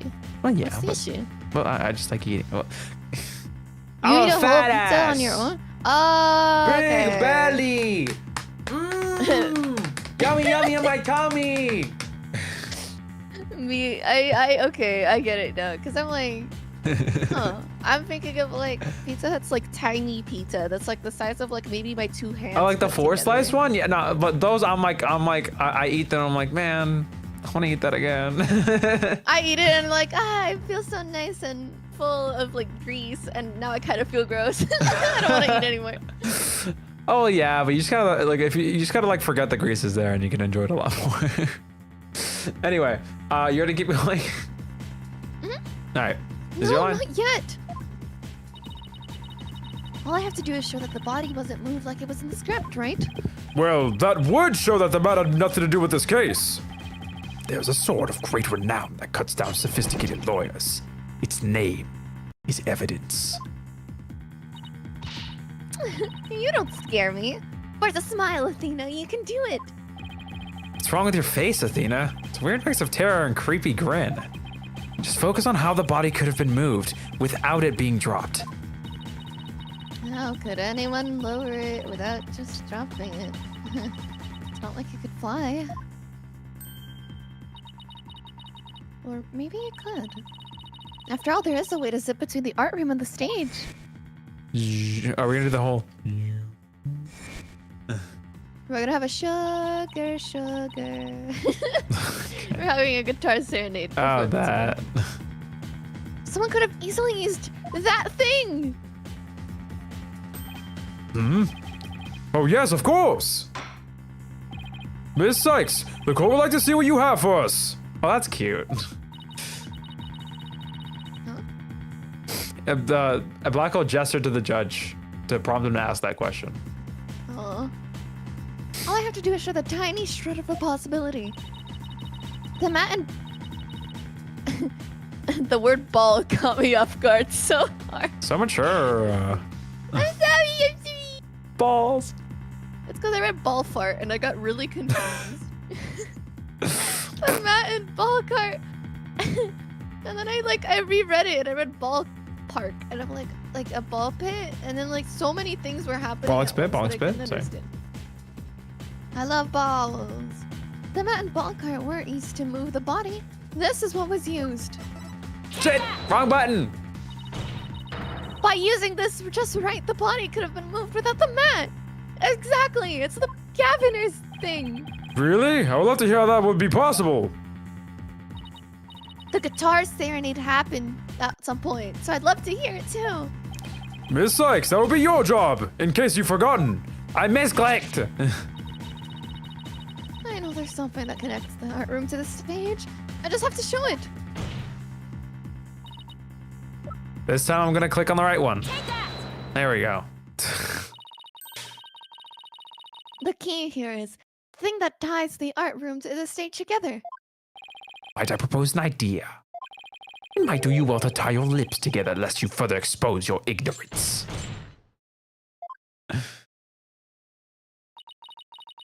This isn't exactly the time for a black comedy.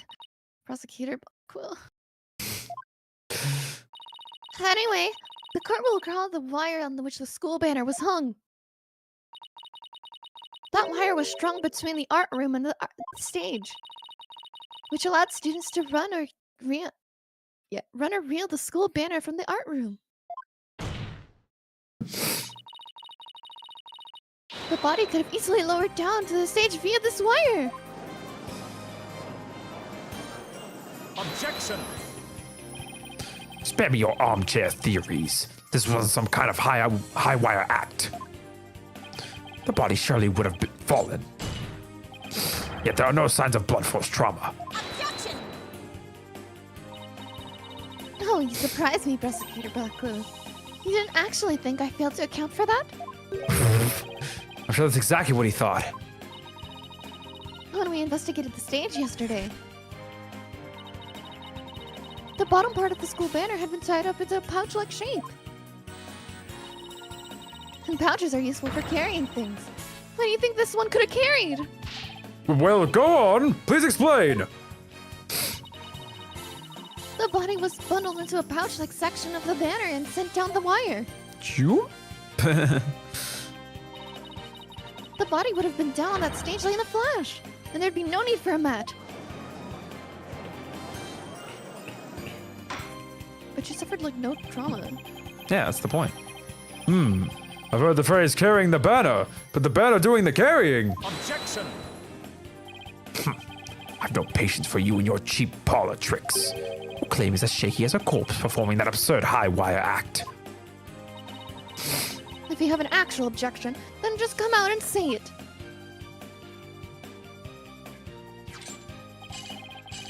I trust you recall the bloodstains left from the art room pottery. My God. If the wire had been used to move the body, it would have been via the window above the quad, the one with the winch. However, the bloodstained pottery was next to the window above the maintenance area. There you go. The wire and banner had not at all to do with this case. Oh, the bloodstained pottery, I remember that. This doesn't look good. We'll be back to the mat theory if you don't do something. Well, Miss Sykes, I hope you have something better this time than a circus act. If my wire theory is true, then the blood on the pottery must have not been blood at all. It could have been paint, because they were going to paint the knife and everything for the evidence, no? Or like the thing? I mean, maybe it's not the victim's blood, because look, we can also assume it's Hugh's hand. Maybe he got hurt. I guess we don't know what injury he got, but like, I think it's the victim's blood, because like, this whole like segment is lined up to the fact that Hugh has an injury on his hand. I'm trying to, because I think we know it's blood.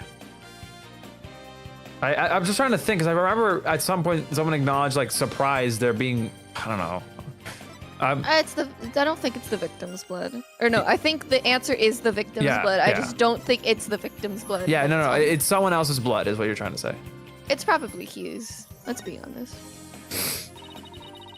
Maybe it's not the victim's blood. Did the police check to see from who the blood in the pottery came from? Shame on you, Sykes Dono.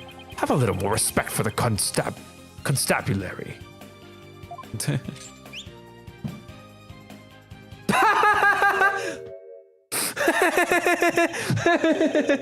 Fulbright. So they didn't check it. Don't let it get you down, Prosecutor Blackwell. Everyone makes mistakes. Well, that's gotta sting. Spare me your cheek. You will not know either way until the tests are run. Oh, he's tight. True, but in the meantime, I'm going to press my claim as far as I can and rub it in your face.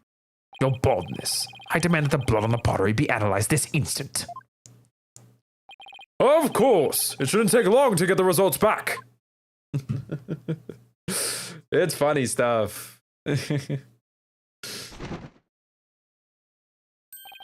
Oh my, that was quick. For history, if it turns out to be the victim's blood. Apollo locked in. Like that. Please let it be someone else's. You are not the father. No, I'm kidding. No. Seems the blood was not from the victim. What? Furthermore, comparison with other parties involved with this case reveals that the blood belongs to one Hugh O'Connor.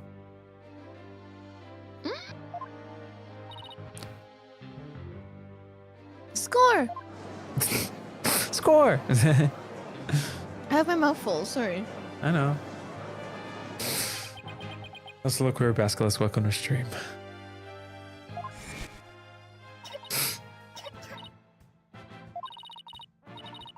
Don't worry, Junie. Just try to relax.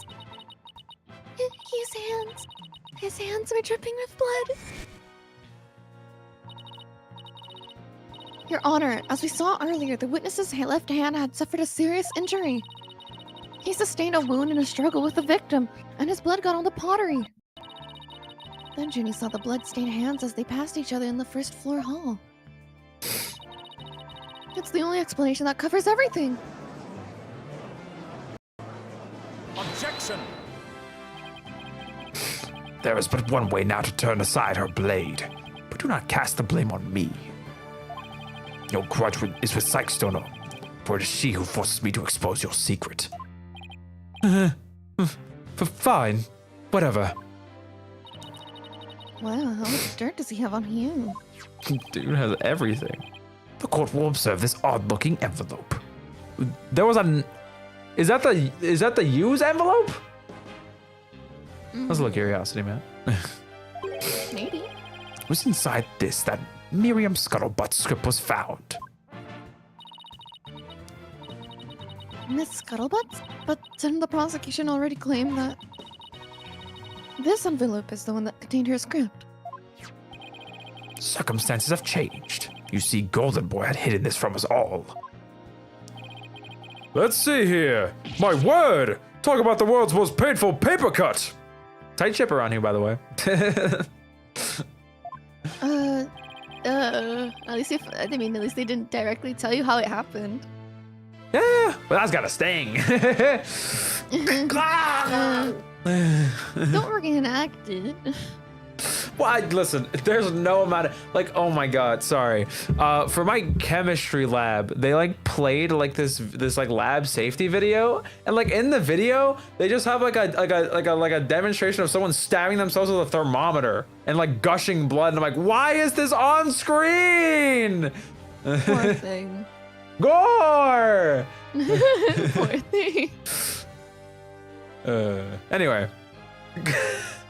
I don't know why they do it, man. I don't want to see this shit. It's people's obsession with people getting injured. Anyway. Indeed, you can clearly see that if this envelope is not opened correctly, a powerful spring-loaded blade will shoot forth, leaving a horrible gash upon the hand. Also, that's an insane security measure for someone trying to peek the script. I'm gonna be honest. I don't know if that's why that's there. I feel like that's set up for the sake of like setting up evidence, but whatever. Maybe. Like maybe, oh, I knew that Hugh O'Connor would have True. opened this envelope, so like he would have gotten the injuries. So yeah. The only one who could have been told of the correct way to open it was Constance Court. I don't know. I think that's what it's for, personally. You really want to see my script that bad? Oh, you better watch out. Read it without my permission, and you'll wish you hadn't. I completely forgot about that, honestly. Yikes. Miriam wasn't kidding when she said that. The blood on the blade is the witness's. Our genius here tried to sneak a peek at the wrong script and paid for his foolishness. Ouch! This guy's the worst genius I've ever seen. They call him stupid. Don't worry, Athena. The wound isn't that deep. We've still got the wire theory. Yeah, I've got it. How you doing? We're doing good. Since the blood by the window overlooking the maintenance area isn't the victim's, there's no longer any basis for denying the body was moved using the wire and banner. What is wrong Sorry, with you? This pizza's distracting me. Pizza. It's like in my hand. I'm like, oh, I want to eat it so bad. Therefore, the defense once again asserts just that. Hold it. You call yourselves a lawyer? Don't you see the glaring contradiction in your thinking? I see this pizza. Huh? The court would like to remind the witness that his role is not to point out. And you? How can you adhere to such outdated beliefs? But whatever. It seems you've forgotten the two statues that were on stage directly below the wire. A body sent sliding down that wire would have crashed into them. Care to explain that away? Well, they were both broken, so it seems like they did. Why, I believe he's right. The statues and the wire are extremely close together. So the body would have collided with the statues? What if they did collide? Wait, that's it!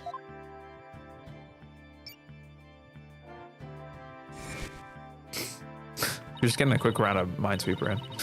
Speaking of... No! I love Minesweeper. Speaking of those statues, we still don't know how they were broken. Ew, ew, ew, he's on screen. Sorry. Oh my God, get over But if we yourself. assume... But if we assume that the body crashed into them. Oh my God. That would also explain the loud sound we heard while we were in the waiting room. Oh, now that you mention it, you and Mr. Wright went out to the stage after you heard the sound, correct? Objection! Interesting. How very interesting. May I ask just one question? When was it that you heard said sound? It was a little after the mock trial had started. Mr. Wright and I were practically bored into tears in the waiting room when... Huh! Precisely. That sound you heard did happen while the body was being moved. That would place it during the mock trial. Oof. Which means the body wouldn't have been there before the mock trial started.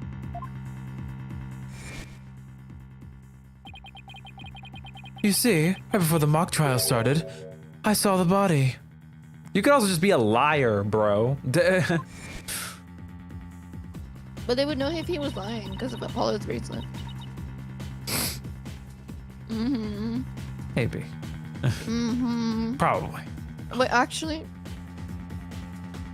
Whatever, too many logistics. Well, he would have seen the He body said he saw before. the- Sorry, go ahead. Mhm. Okay, well, if he said he saw the body before the mock trial... No, he said he saw the mock... No, not the mock body. He said he saw the body before the mock trial. If so... He moved the body. Huh? He was the one who moved the body. He saw the body before the mock trial because he was the one who moved the body. He was setting that shit up. Maybe you even put it on a little timer.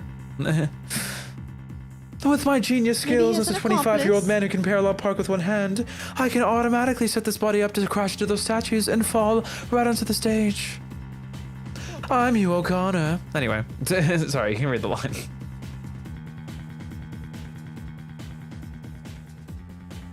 How do you finish your pizza slice?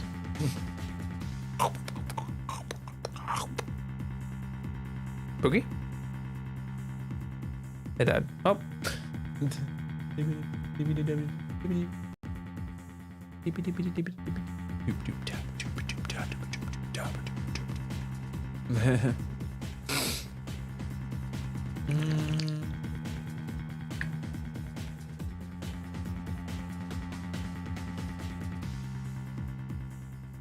I'll wait for him to come back.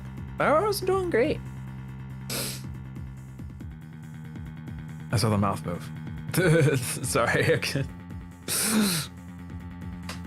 Trying to think. Like he has to be lying. Surely he's lying. That's my theory. Bro's been lying all day, all night, in his sleep, awake with one hand.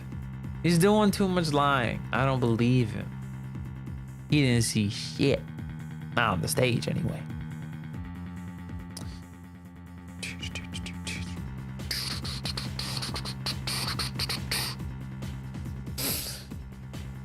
Poor guy got... Why did he even try to open the envelope? I guess he wanted to peek at the... Yeah, he wanted to peek at the script beforehand and then,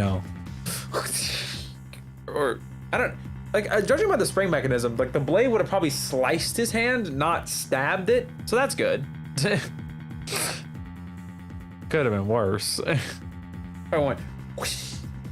Oh, God. Nasty-ass surprise. It reminds me of this time when I was, like, very small. I don't know. I don't remember how old I was, but, like, I picked up this thing. I didn't know it was a razor blade, right? And, like, it was, like, one of those razor blades that, like, spin out.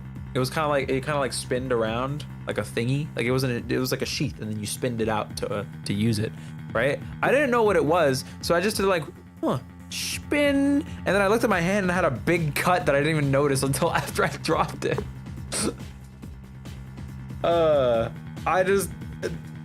Blades are scary, man. I don't like blades.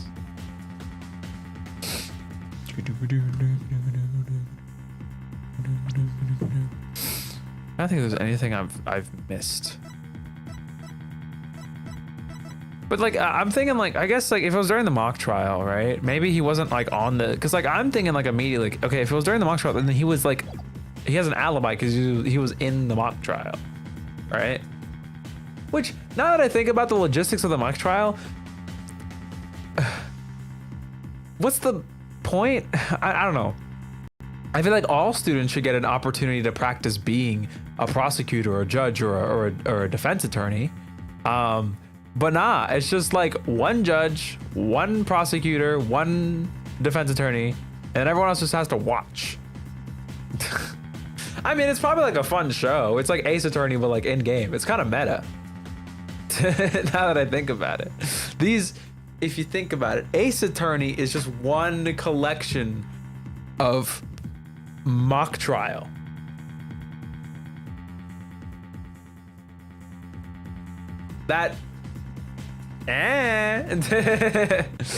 Ace Attorney is just a mock trial. And so if they have a mock trial in Ace Attorney, it's an Ace Attorney and an Ace Attorney. This episode's more meta than you realize. Anyway, I'm done spouting my nonsense.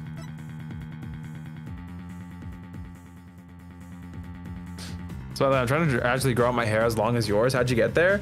Well, I'd probably say genetics is one thing, but the other thing is I don't cut it that much.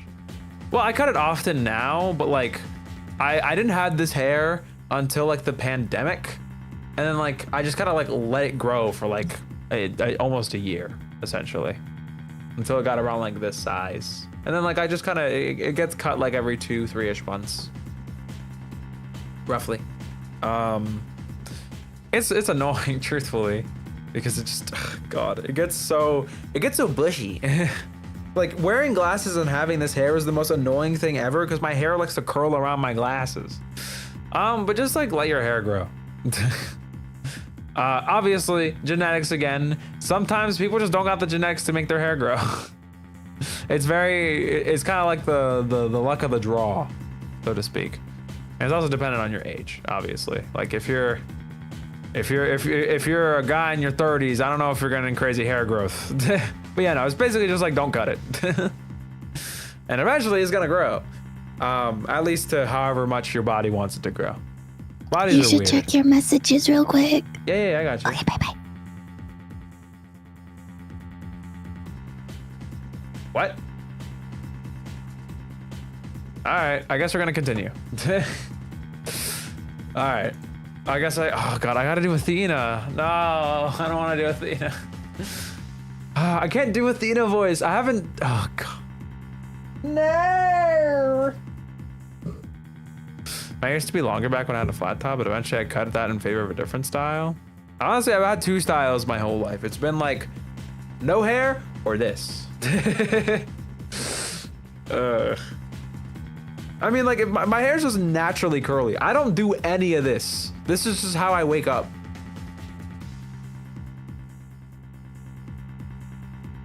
It's just how I wake up. I can't make my hair straight if I wanted to. Well, I could, but then I'd have to straighten it all the time. But I'm fine with this. Anyway, oh God, I gotta get like a femme voice going. Okay. I'm Athena Sykes. He said he saw the body before the mock trial. If so, then my claim that the body was moved during the mock trial doesn't hold any water. Stupid contradiction. It's gonna get me and our case killed. The focus is just on the 3 suspects because the body was moved before the mock trial. That has been the major premise thus far. Your assertion, therefore, contradicts the very foundation of this case. Objection! Both sides still lack incontrovertible evidence. So should we not also treat Golden Boy's testimony with some level of suspicion? Good point. Prosecutor Blackwell, he's on our side. I bet he's figured out the truth behind this case. Well, great. As long as he's not up to something else. the statues really were broken when the body hit them, then Hugh's statement about seeing the body before the mock trial is a big fat lie. Okay, Mr. O'Connor. Let's get to the bottom of this contradiction about when you saw the body. Look at me straight in the eyes and repeat your statement to me. Oh, like I said before, before the mock trial, the body was, you know. I shall only say this once, golden boy. You had best tell the truth, and do it now. That is, if your head wishes to enjoy the continued companionship of your body. Yikes! Now, out with it. Did you truly witness the body? Or were you just lying about it? Well, which is it? I'm back from the call. Thank you. I did not want to do Athena any longer. I feel so bad. You do her so good. Thank you. I kind of want to explain what I just did, but I feel like that could get me in so much trouble. What the hell? Are you committing fraud? It's because, like, my mom has been, like, taking phone calls for someone that, like, moved and, like, doesn't speak French and, like, now, like, moved back to Brazil. But, like, when she was here, she was, like, taking, like, medical exams. And my mom was like, caretaker. But she has to confirm with that person at the same, like, call and position and, like, in the same place that, like, my mom can hear the medical information, which she's allowed to, but she's not with us right now, so she can't confirm. So I was like, can you pretend to be this person? You're good at voice acting, right? And I'm like, what? The ends So I justify ate a the ton of means. What pizza. can I say? I ate a ton of pizza, got my voice all raspy, and I was like, and she's like, oh, she doesn't know how to speak French, so just start speaking in Portuguese with me. And I'm like, okay. Worked out. This is crazy. Tell the truth or draw 25. Oh. Blech. Anyway, you ready? Did you miss anything? Do you want me to recap you? Well, she said he's lying. Probably. Yeah, well, essentially, but Prosecutor Blackwell was like, out with it. Yeah. Basically, yeah. So Prosecutor Blackwell basically, like, kind of tapped in and went like, no. You're gonna tell the truth. Right? And now I think we're probably gonna mind matrix his ass. So, you know. Mind Matrix. Yeah, my favorite. Not Mood Matrix. We're gonna Sorry. mind Matrix. Sorry. You what? I never saw the body. Huh? Are you sure about that? Lie to this court again, and I'll charge you with perjury. I'm on a tight ship around here. Mind Matrix goes hard as a name, not gonna lie. And Mood Matrix makes more sense, but Mind Matrix does also go hard. There was no body on that stage. I've been lying about that this whole time. I'm sorry. Uh-oh. Hold on, I think it's round 2. Oh God.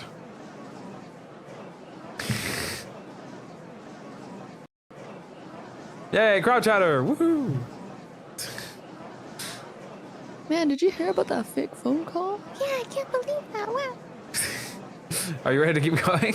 Yes. Okay. Yes, we've exposed Hugh's big fat lie for whatever it is.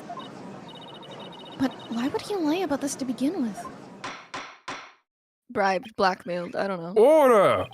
The base premise that the body was moved before the mock trial has been overturned. I imagine this is an impact on both the defense and the prosecution's case. Well, first I'd like to thank the prosecutor. This brings us one step closer to the truth. Aww. Aww, she was like, shout out, by the way. Aw. Now at least we know the body was moved using the wire and school banner. Indeed. That much I shall concede, Sykes-Stono. The body was moved as you stated, and in the midst of the mock trial. So both sides are satisfied then? If the body was moved before the mock trial, we have all 3 suspects. But if the move took place in the midst of the mock trial, it is an entirely different story. Right. All 3 suspects were in the mock trial. That gives them solid alibi. Objection! How simplistic. Did you forget about the student in charge of the audio? Oh, God. That's right. The student in charge of the audio. Amidst the mock trial, she was the one soul who could leave and re-enter the lecture hall. Well, what's this? Who is the person in charge of the audio? Oh no, how could I forget? It was... Hey, what's the deal here? Why is Junie so large in this shot? Juniper was also in charge of the audio. When she was in a trial, she was in the audio control room dealing with the music. Indeed. The one who could enter the art room and miss the mock trial to move the body was none other than the accused, Juniper Woods, for she was in charge of the audio. No! Why, yes, I see. That does make perfect sense. This can't be happening. Instead of exposing Hugh's crimes, Junie's is in even deeper. No matter how you slice it, we're cooked. This game predates She turns Cooked. around and opens her hologram. Chat, are we cooked? Hey, this predates brain rot. Honestly, Cooked, I'd like to say this now. Cooked never felt like a brain rot term to me. It's always been used normally. I don't know. Sure. Well, this is more... Well, to be fair, this is more like a cooking joke. Because, like, no matter how you slice it, we're cooked. Like, even then, you know. And here I thought Prosecutor Black was on our side. At least on this issue. You're both working towards the truth, Athena. You just gotta keep digging. He's not really not... He has to do his job anyways. Twisted Samurai strikes again. Twisted? It's more like dirty rotten. Your boldness. It is time to put an end to this farce. The prosecution has presented a quite convincing case. But the defense has one last chance to voice any remaining objections. Well, Miss Sykes? Polo, what are we gonna do? I've got nothing left. Nothing. Nada. Niente. I've been trying to think of something, but drawing a big blank too. Ugh, poor Junie. Unless we figure out something, she'll be... Oh, objection. Objection. Well, I object to... I think I know what this is. What? Hold it. Stop right there. All ears to me. It's time for you heard about the rare genius of Hugh O'Connor. The rare is right. You were thinking behind my perfect crime. What are you doing? Oh, he's so cute. Perfect crime.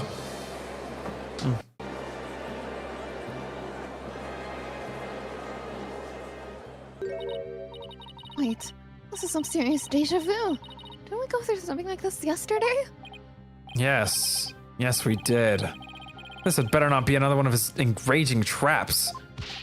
The murder, the moving of the body, the cover-up, it all sprung from my brilliant mind. Well, go ahead, arrest me. The real killer is right before you. Order, order, I say! Mr. O'Connor! You already confessed yesterday, that earlier today recanted your confession. As if you mouth breathers could comprehend my genius, the end justifies the means. Now bow down and kneel. Kneel before my great and mad...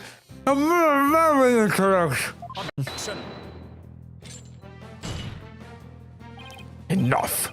The only thing maddening is the Ignominy? Ignominy? I think it's the ignominy. I'll search it up. Go ahead. Ignominy. Such a crazy word. Ignominy. Ignominy. enough. The only thing maddening is the ignominy you bear for all to see. It means public shame or disgrace. can just say shame. Or it is impossible for you to have been the perpetrator behind this crime. There is no perfect crime, only a perfect alibi when you were at the mock trial.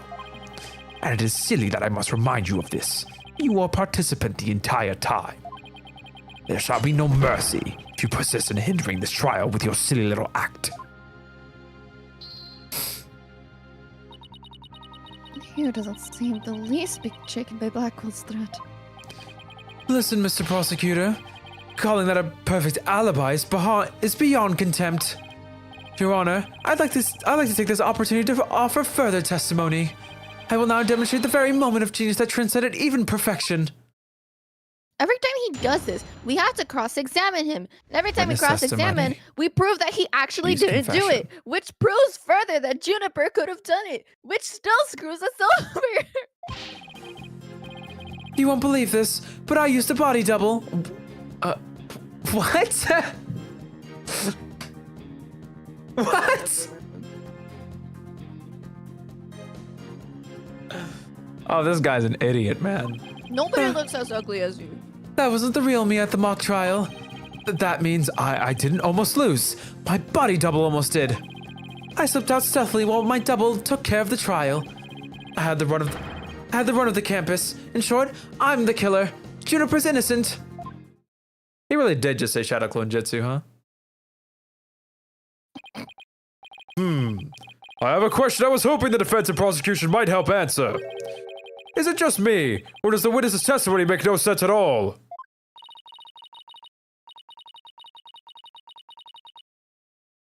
Cookie? I got a pizza. Give me a second to think. Pizza. Speak your truth, though. No, it's not just you, Your Honor. All I got from listening to that was a headache and a slice of pizza. Yeah, that was just plain weird. Especially the whole thing about a body double. Well, I'm relieved it's not just me. And the prosecution. Your baldness. Summon an ambulance this instant. The witness is stark, raving mad. Yes, I think that would be for the best. Now then, let's pretend that never happened and move on to my verdict. Hold it. You people don't believe me. Well, no. It's not a matter of not believing you. It's more along the lines of questioning your sanity.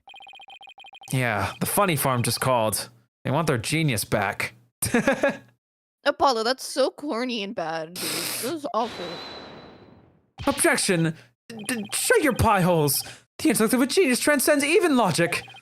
Besides, you guys have that weird device for testimonies like this. Objection! Oh, you mean the stupid mood matrix? It's just not a weird device, and I don't waste him on ridiculous testimonies. Easy there, Tiger. Think of it this way. We don't want a verdict to be passed just yet. So how about we give Widget a try? Well, this is against my better judgment, but I'd like to conduct a short therapy session. Your better judgment. I'm a judge, and it's far beyond mine. Yet I find it hard to say no. Prosecutor Blackwell, I trust you have no objections. Prosecutor Blackwell? I run a tight ship around here.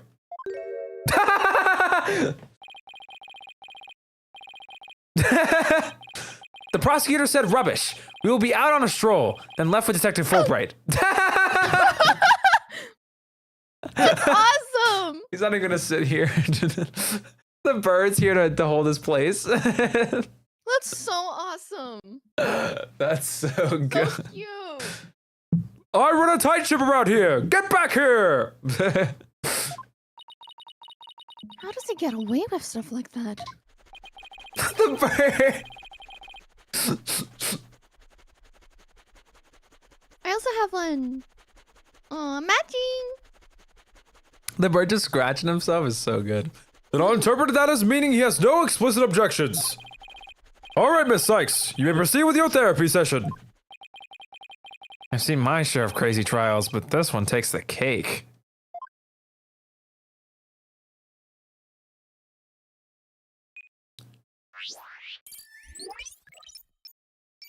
Loading TikTok. Sorry. Receiving flowers. Thanks for the galaxy. Happiness.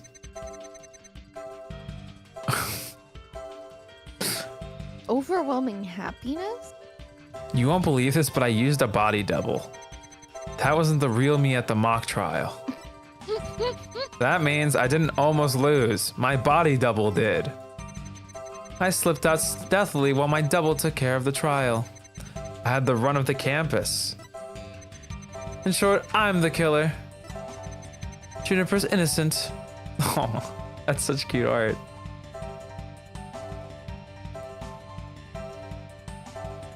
Why is he overwhelmingly happy?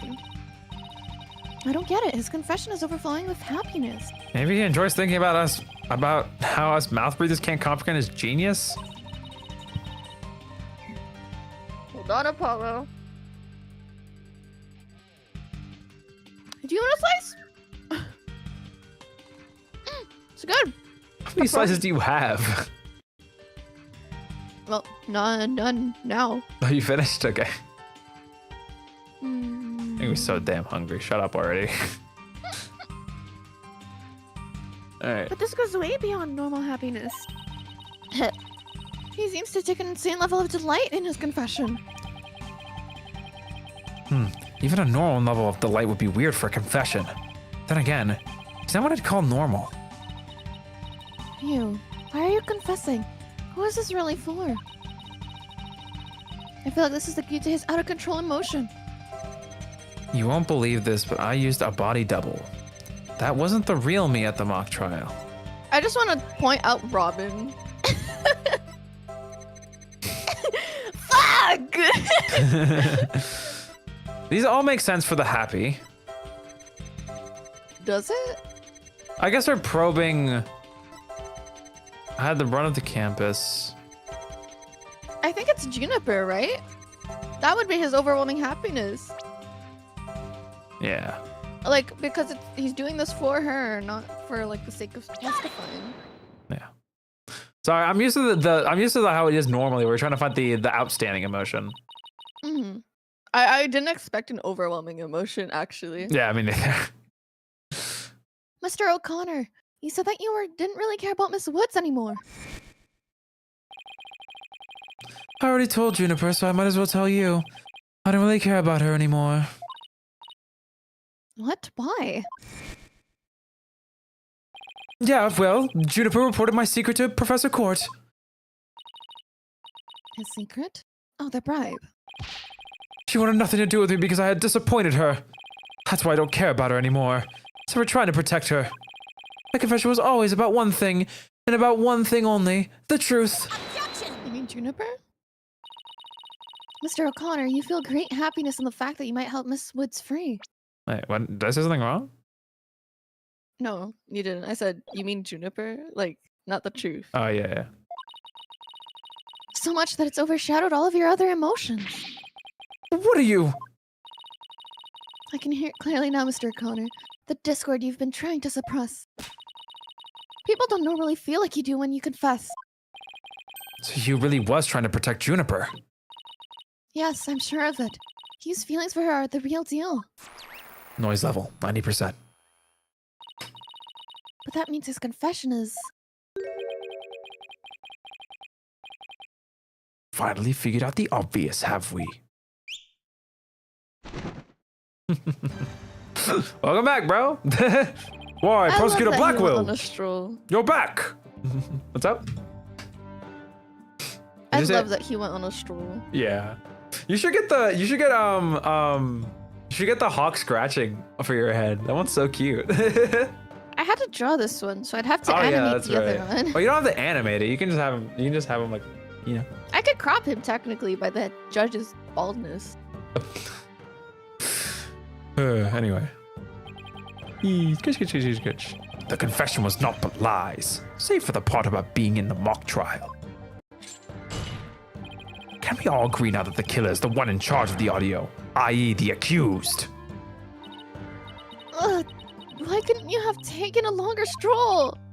No, you haven't unraveled the genius of my body double trick yet.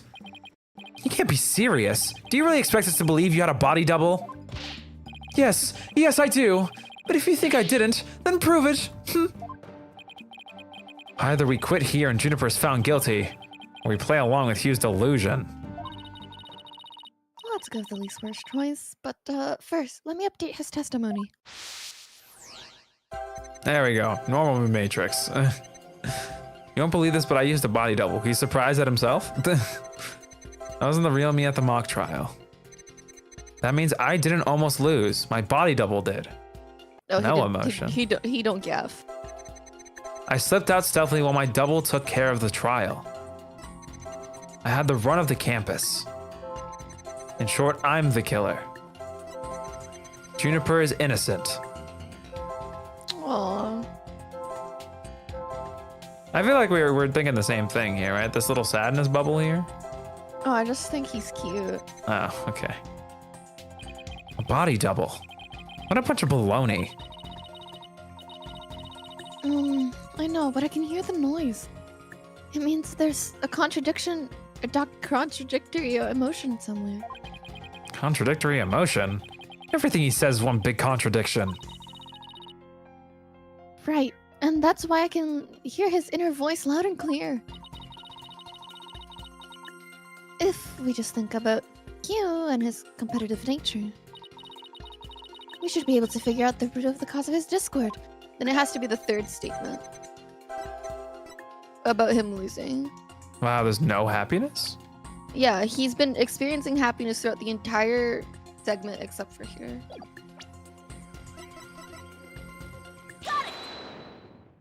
I was thinking that was weird too. I didn't almost lose, you say. Very odd. He exhibited happiness the entire time, except during the statement. I don't know what what happened. Sorry. You don't know when to give up. Wait, now that I think about it. No, you don't. Stop making stuff up. When I left the lecture hall, it was during Professor Means' pre-trial speech.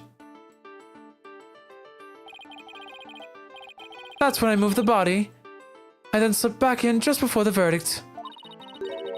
So you're saying you were in the moment. So you're saying you were there the moment your body whatever you were about to lose.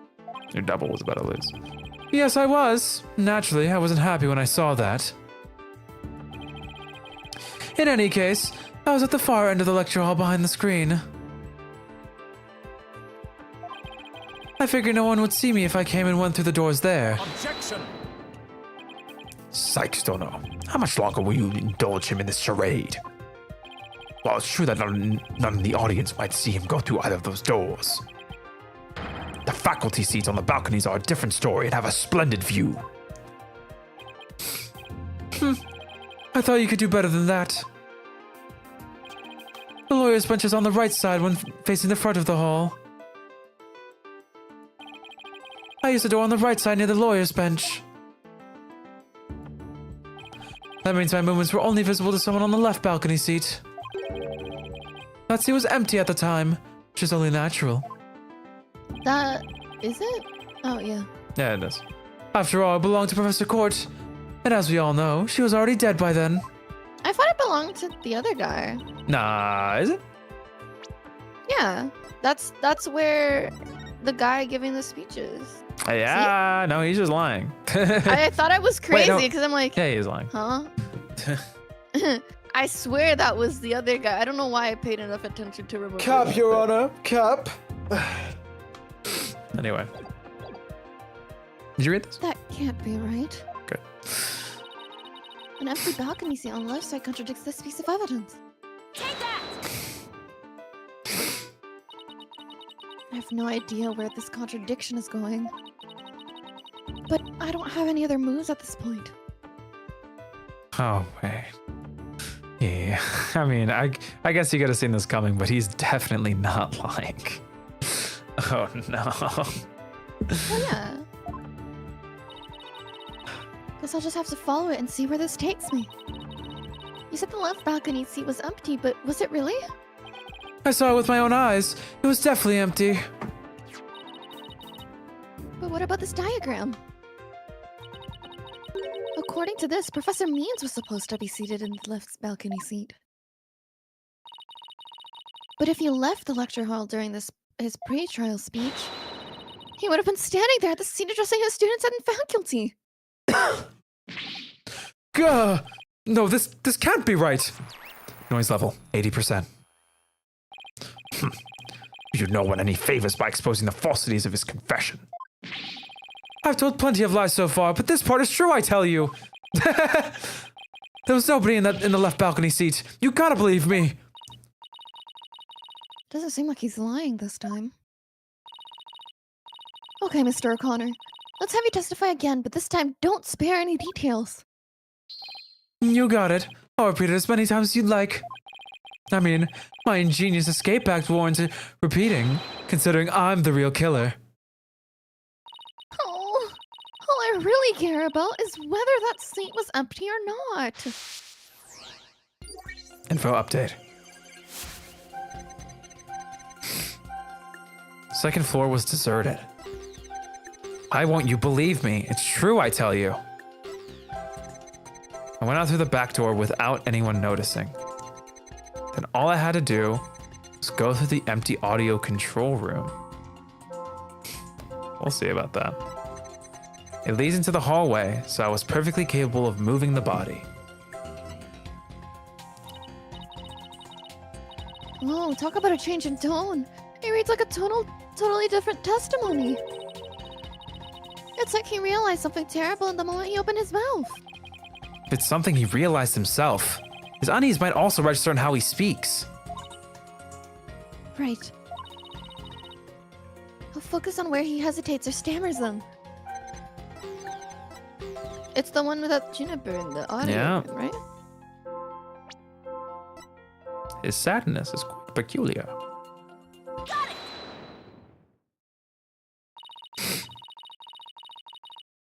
I detected powerful sadness and fear right after you said this part.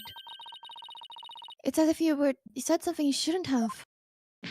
But what's wrong with you? You shouldn't reveal a person's inner feelings for all to see. You're the one who asked. Mr. O'Connor, it's you who are revealing your inner emotions by the way you speak. Plus, I have a good idea about why you're feeling sad. You're a horrible person. Can't you just leave me be? You said that you went through the empty audio control room, but that's not true, is it? There was someone who returned from there once Professor Means finished his speech. That someone who was in the audio control room was...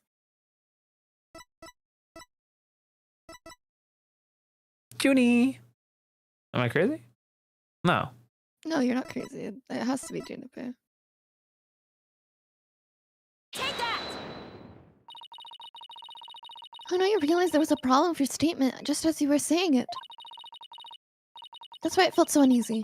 The audio room really was empty. That would mean Miss Woods was roaming around the campus. Mr. O'Connor, if you really want to protect Miss Woods, just tell the truth. If you believe in her, revealing the truth is the same as protecting her. Juniper's innocent. That's the truth.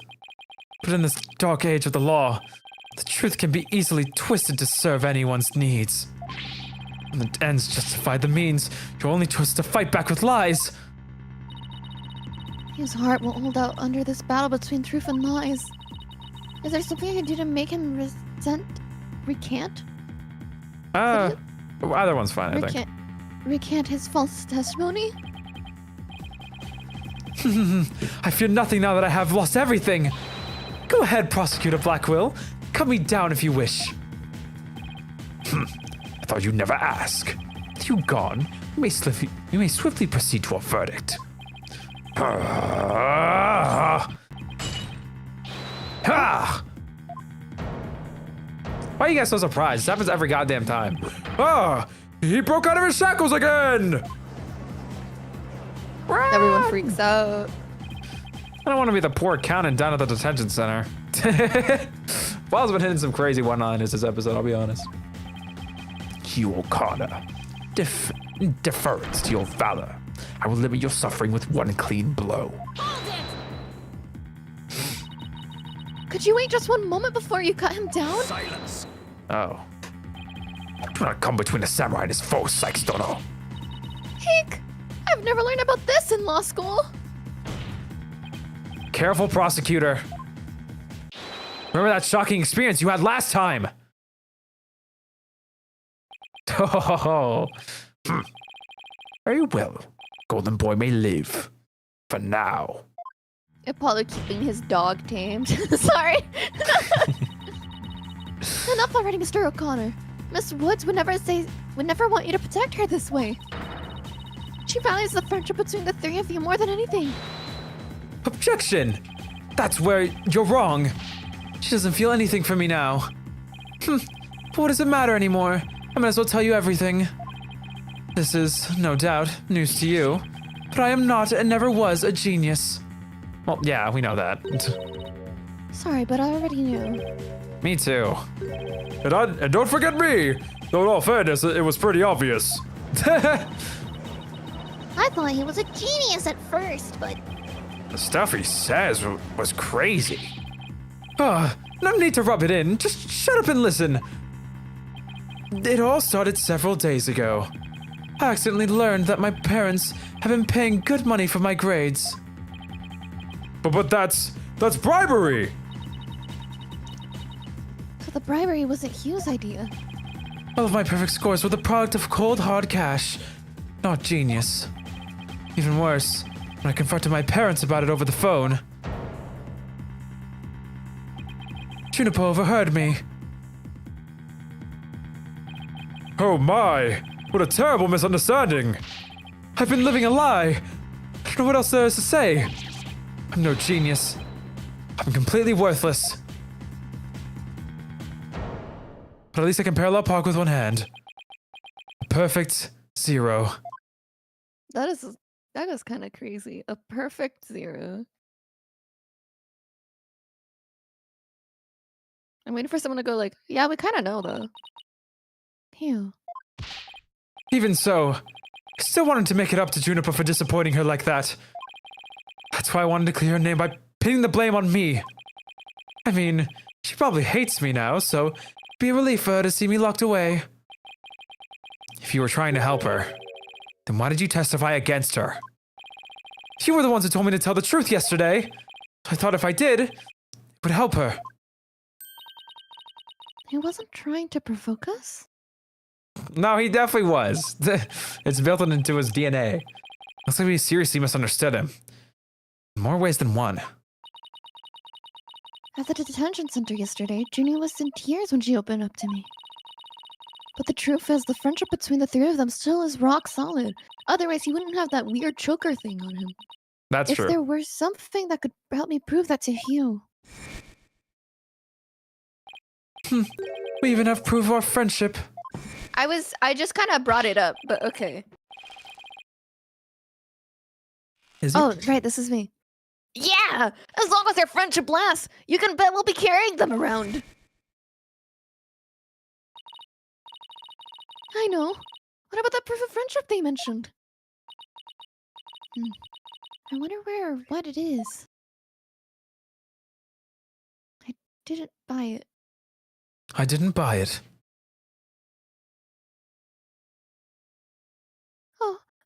Oh my god, this is so cute. When he did that, I thought it was so cute. It's handmade, and there's only one like it in the world.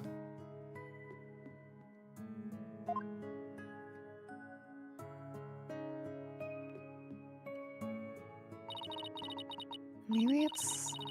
No, that's definitely it. The band around his neck. Where is it on Juniper and the other guy then? Mr. wonder. O'Connor! Maybe it's like the headband and Juniper's... I don't know. We'll bracelet? figure. Maybe she has, I don't know. That band around your neck. That's your proof of friendship, isn't it? This theme is very pretty. Yeah. Proof of friendship!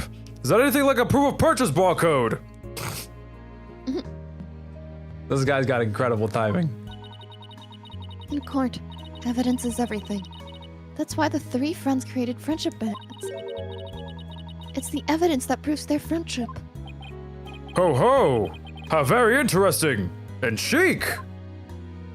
If they have doubts about their friendship, they can look to the proof that they have on their hand.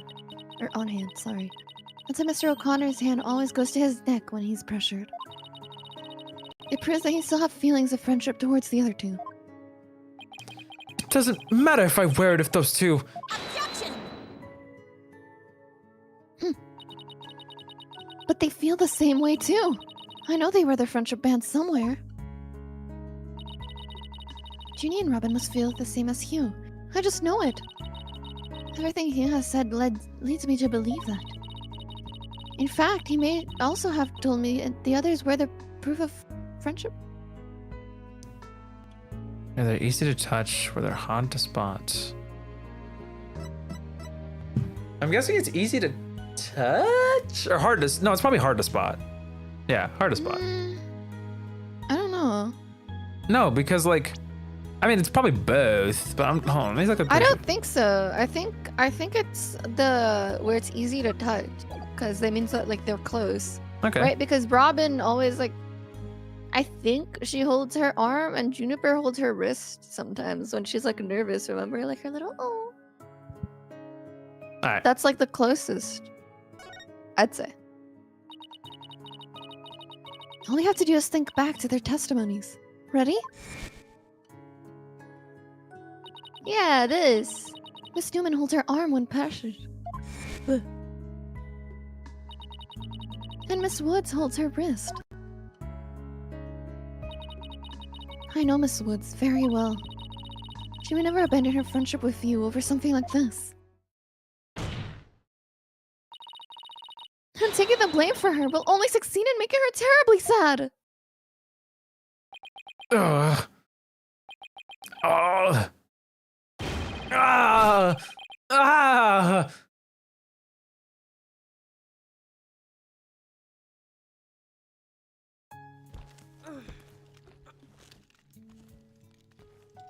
Is it flashback cutscene? Oh, that's cute. Those bands of friendship that you made, just for the three of us. He sounds so fucking stupid! You may have forgotten about them, but not me. 25-year-old man, by the way. Hugh! Ah. Hey, Hugh! Oh, you do sound like Ash Ketchum. I'm Let not crazy. And to think, I should have known better than to doubt my best friends. You're 25. Sorry. Be nice to him.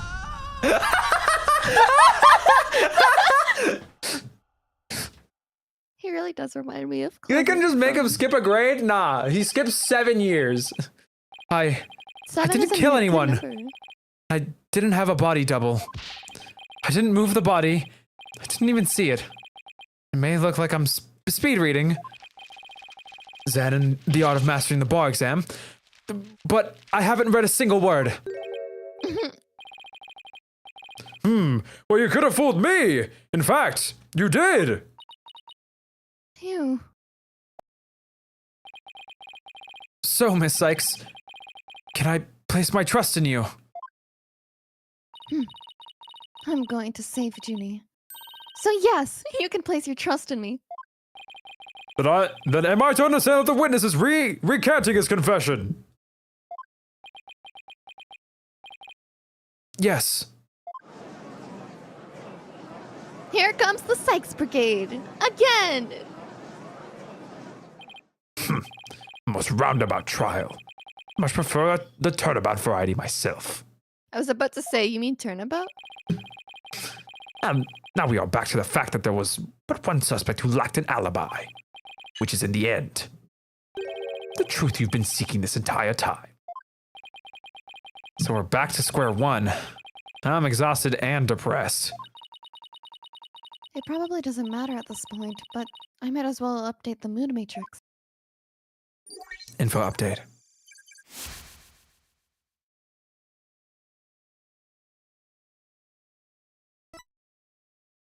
Okay, I was like, this is suspicious. This Sorry, is it's because I one hadn't suspicious added at the pause. button. Huh? Does this mean Further resistance is futile. Time for verdict is nigh. Objection! Please wait. What sort of devilry are you up to now? What if our client wasn't the only one without an alibi? The trial would continue, right? Well, yes, I suppose it would, but I want to eat my lunch. After such a thorough investigation, does such a person really exist? Yes, we found someone. It may have seemed like a major roundabout. But Mr. O'Connor's testimony has cracked this case. There's no more noise. Who is telling the truth now? During the mock trial, the balcony seat was really empty. Which now means there is one person unaccounted for. Noise level 0%. Bye-bye. Oh, I love the music with this. Besides Junie, the only other person without an alibi during the mock trial is... Take that! The balcony seat was empty. That much is true, isn't it, Mr. O'Connor? That's right. How many more times do I have to say it? So basically, Professor Means wasn't there when he was supposed to be during the mock trial. Silence.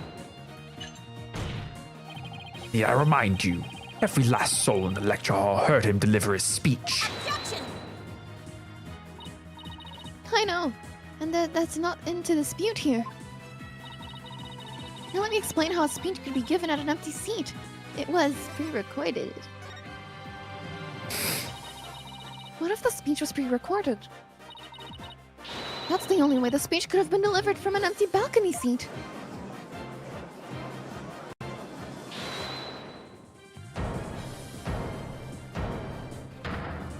Objection! Wait, are you accusing Professor Means? That's insane! I mean, he's the one who gave me the tape recorder. Take this to the police, he said, and tell them you found it. What? Really? Wait a second. Mr. O'Connor, did you just say Professor Means gave that phony recording to you? Phony! The defense will refrain from hurling unsubstantiated allegations. Well, I said he gave it to me, but what do you mean it's phony? Wow, who could have seen this development? Tape recorder. Identified as a fake. Professor Means used you to pass it on to the police. Updated in the court record. The voice shouting "You're a goner" as recorded on this tape was dubbed onto it using a line our client said in the mock trial video. Why this? This is an extremely crucial piece of evidence.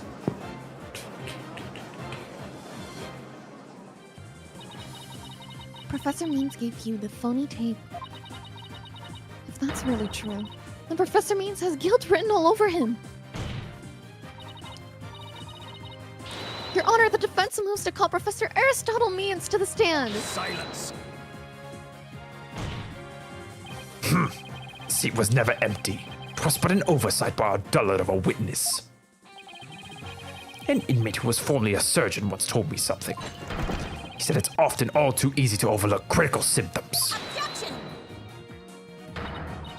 Well, we're not going to overlook this oversight. If the speech was pre-recorded, the basis for suspecting our client would be shattered. Let's check with Professor Means and see whether the empty seat was a witness oversight. The verdict without first looking into that would be inconceivable. That's enough, both of you.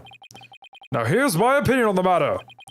While a surgeon overlooking critical symptoms is a problem, a witness's oversight, too, must not be overlooked. Thus, as to the matter of whether Professor Means was or was not in his faculty seat, I believe we must ask the professor himself. I agree. Professor Means should be here in the gallery today. Do as you please.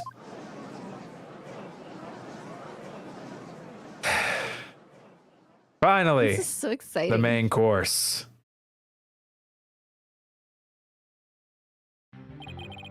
Will you please say your name and occupation for the record? Certainly. I am Aristotle Means. I teach the lawyer course at Themis Legal Academy, and let me add that while I welcome any opportunity to assist with the trial, I don't care for this undue suspicion. Don't worry, Professor. We're just interested in the mock trial video right now. We just needed to take another look at the speech you gave.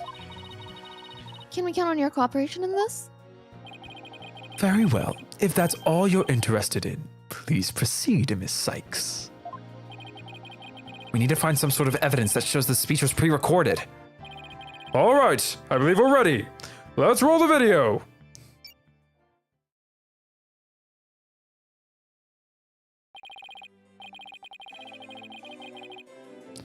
Good afternoon. I would like to start by thanking you for coming here today. The mock trial, the crown jewel event of the school festival, will begin shortly. When I was a student, I too could hardly wait for this day to come. Oh no. Forgotten how long and boring his speech was.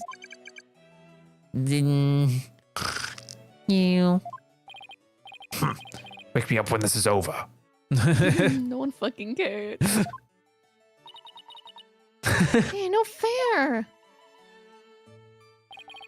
The experiences of our youth have a powerful and profound effect on our adult. Ah, you there! Wake up! Pay attention!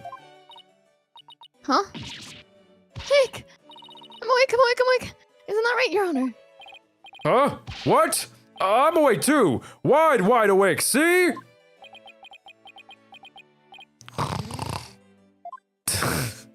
He's so cute. Oh my god. How is time not passed? It's still at 10 minutes. Once again, our pure white lady justice will be watching over all of you today. Pay attention and you may make a difference one day. Now, let the mock trial begin. I don't want to like disappoint you. That white lady justice is yellow, which means that is pre-recorded, which means you were envisioning the statue that was supposed to be in the other child, which means flips him off. Sorry. That is about it. One of my better speeches, if I do say so myself. Yeah, I even saw some of our students with tears in their eyes. He's obviously not familiar with the phrase bored to tears. Listen, Sykes Dono, you have subjected me to this epic study in tedium without purpose. Taka will feast on your tongue after I've cut it out. Hank, we were asleep the whole time. Well, Miss Sykes, did you notice anything strange about that speech? Could I please hear the last part again? Once again, our pure white lady justice will be watching over all of you today. There! I finally found what we needed! Professor means I have only one question about your speech. Why does the last part we just heard contradict with this? Take that! Bum bum. The professor said that the pure white lady justice would be watching over them. But the lady justice in the video isn't even close to being white. It's as gold as it can be. I'm not sure I can wrap my jaw around that test. Around my jaw around that to test its authenticity. My God. I didn't say it was made of gold, Your Honor. No, it's true that the statue is pure white. But it broke before the mock trial began. The one you see here is its replacement. Oh well, that's a shame on every count. Ironically, this golden statue sticks out like a sore thumb compared to the white one. Meaning the professor wouldn't have made a mistake on its color if he'd be present.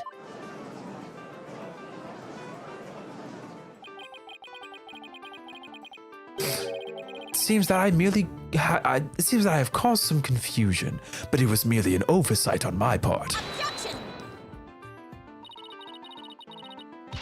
The statue was in the middle of the room. How could you not have known what it looked like? Well, I was in a balcony seat. Furthermore, the statue had previously been white.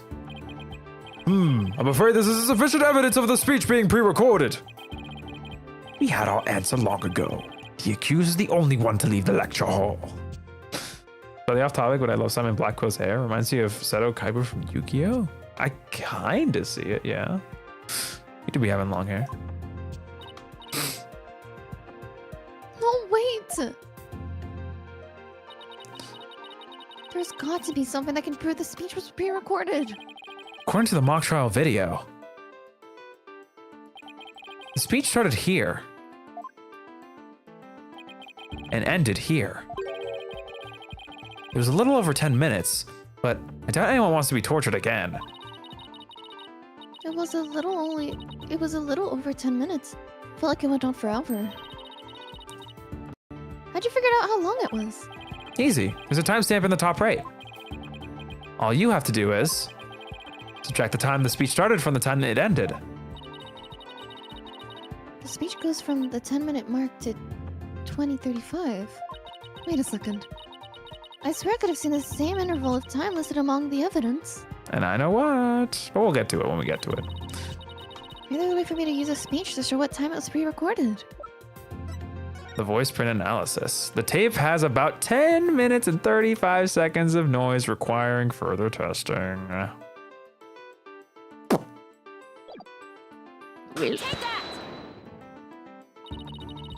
would like the court to take a look at this. And this is?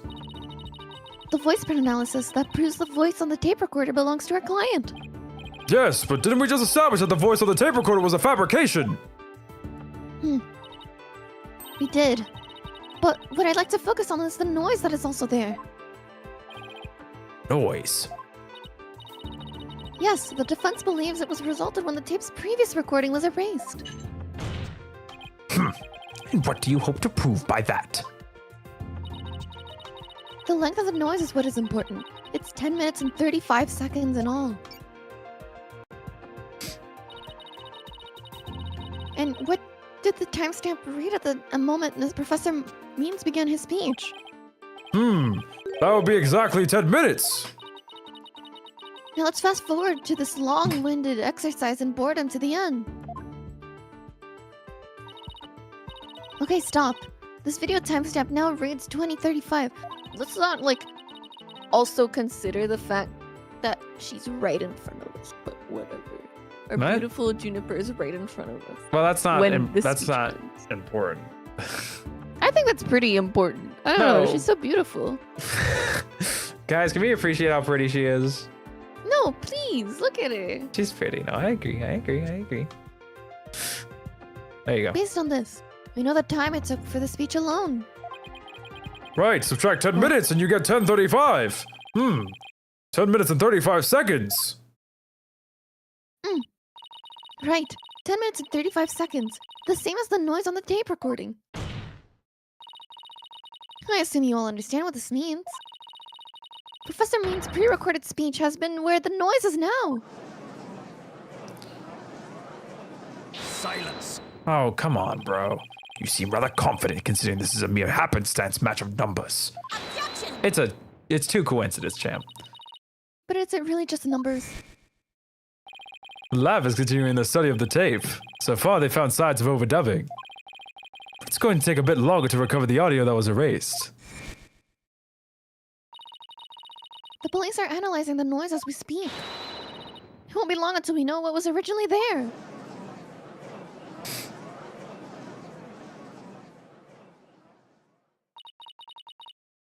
I'm sure of it. The professor was trying to create an alibi with the recording. By pinning the crime on Junie. Well, he's not gonna get away with it. Not on my watch. Miss Sykes, I believe you are well aware of my methodology. My God. Even if Juniper were the perpetrator, I would vigorously defend her, as per my word. And to that purpose, I offered to be her lawyer. Alas, look what's happened. All I've stated are obvious deductions derived from the evidence and testimony.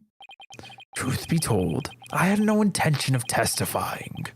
I had been keeping quiet for Juniper's sake.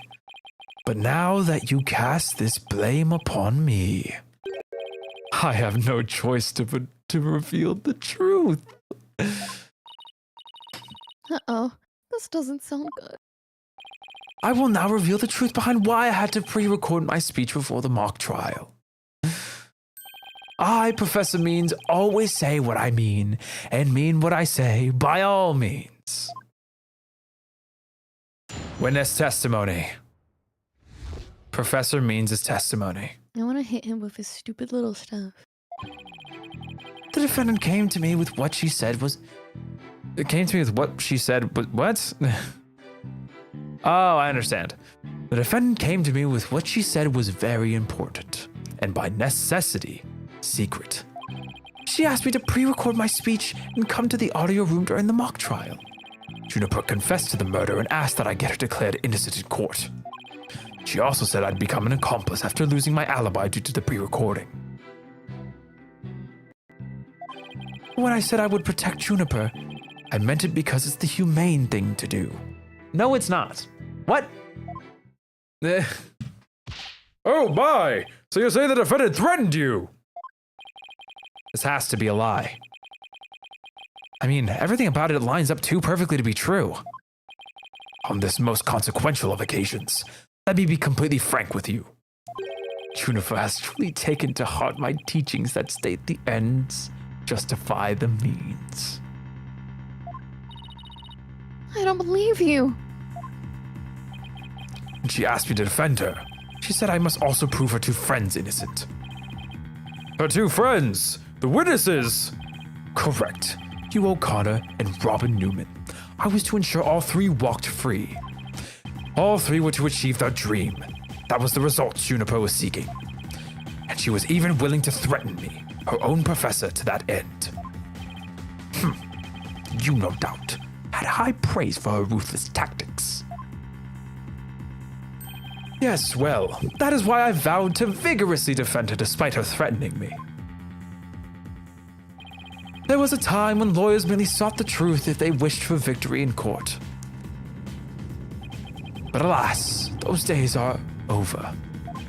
Now in the defense of justice, order, and all that is good, the end justifies the means. I'm so sick of hearing that phrase. Though it truly grieves me so, I must tell you this. Forsake the truth if it's victory you seek.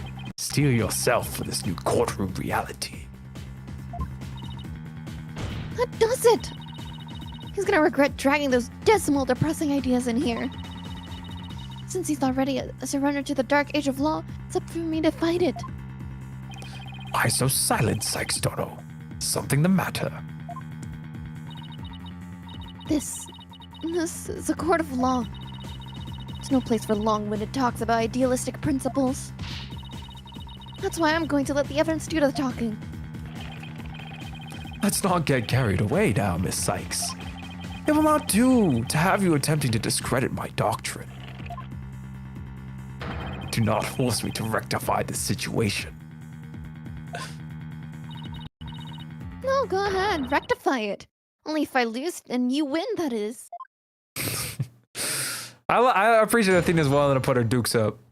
Cross-examination. Professor Means his testimony. Hey, go ahead. I still like that Blackwell was like notice that she's thinking something like, yes, girl, deliver that. The defendant came to me with what she said was very important and by necessity secret. I doubt our client would have come to you with something like that. You have a point there. If only Professor Court had been alive, I suspect Juniper would have gone to her instead. So our client came to talk to you after Professor Court was dead? Let's go through this step by step, shall we? First, Juniper came to me that day. She asked me to pre-record my speech and come to the audio room during the mock trial.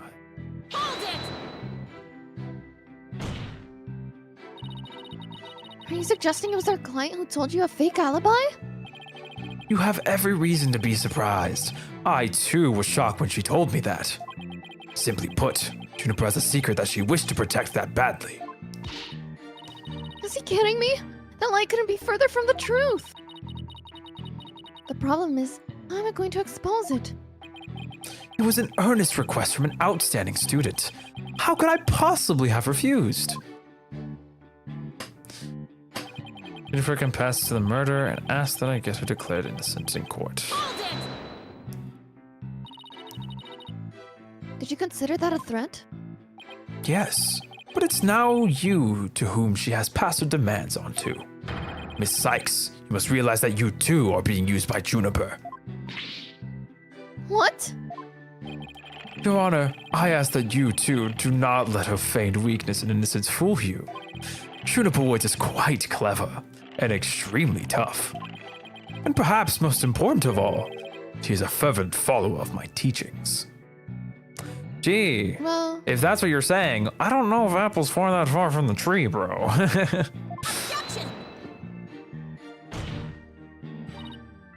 Your Honor, the witness's testimony is nothing but an attack on the client's character. Very well. Objection sustained. So be it.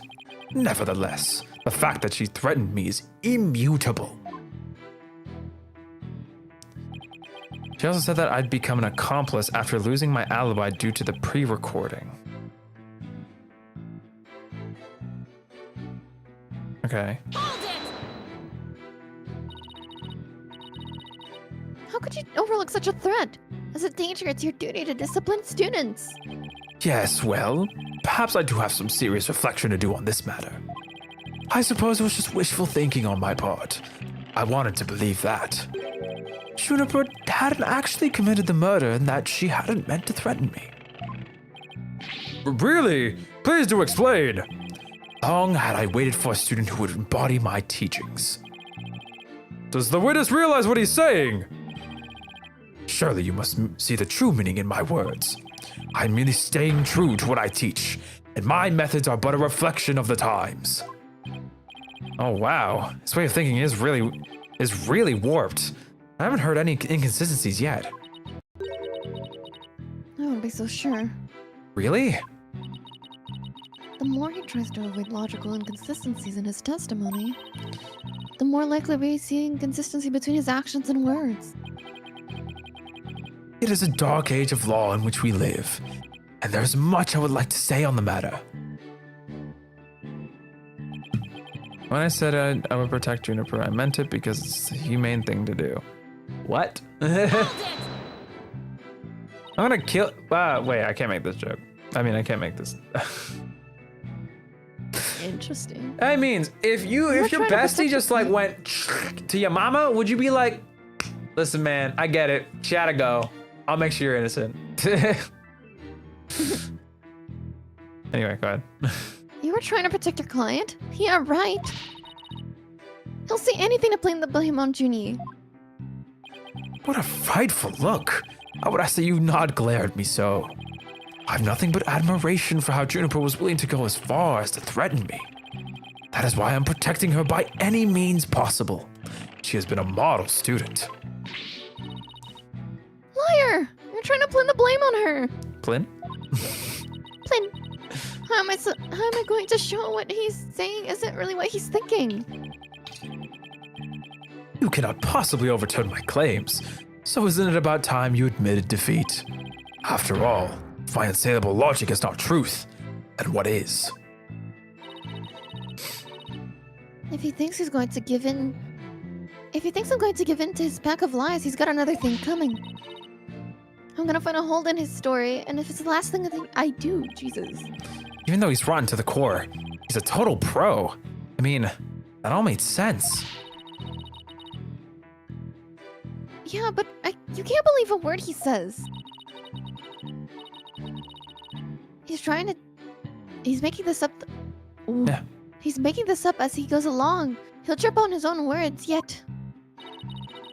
Time to see how consistency. Sorry, the last sentence confused me. Hard. I understand why I confused you, but it does make sense. Okay, well. Time to see how consistently the professor's testimony matches up with his actual actions. Okay. This is a tough one. This is the first one I don't automatically know what the heck we're doing here. It's Let's go through the evidence a little bit here. Let me see the mock trial script. I love Ace Attorney. You got any ideas in your brain? I'm thinking. It's a little hard because I'm like doing something else on the side real quick. Oh yeah, classic.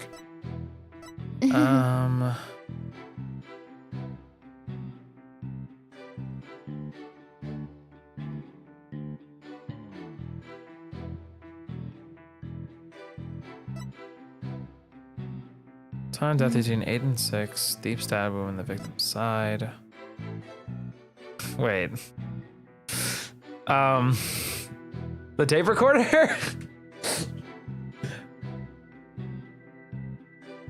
We know it's fake, and you gave it to Hugh. And incriminated her. Why? Why did you Why? do that? Do you think that's what it is? Yes, maybe. I don't see it being anything else. None of this stuff feels like it would make any sense. None of it seems really any relevant. I think it has to be the tape. I'm ready. Objection! Clean with it. So let me get this straight. You're trying to help Miss Woods?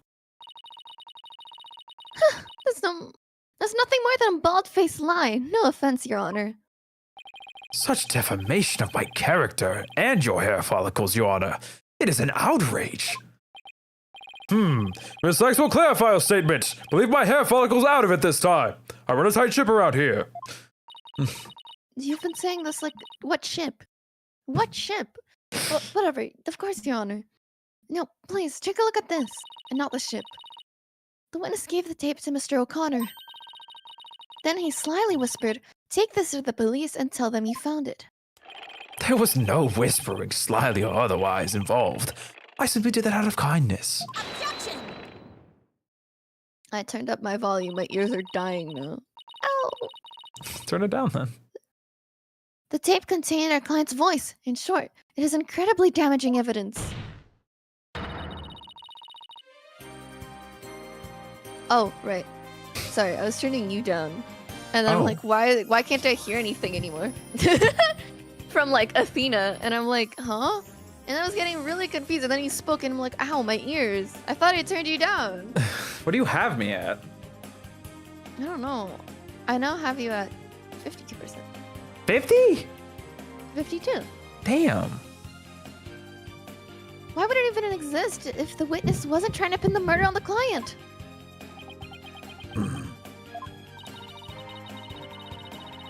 They say the road to hell is paved with good intentions, but not yours. You never had good intentions. Only lies to protect yourself while blaming another. You, Professor, are the embodiment of dark age of the law. Bam, bam, bam. Oh, okay. Cut off the music. It's okay. Fine, I don't wanna listen to Objection. music anyways. Why, you little. You dare call my teachings and methods lies.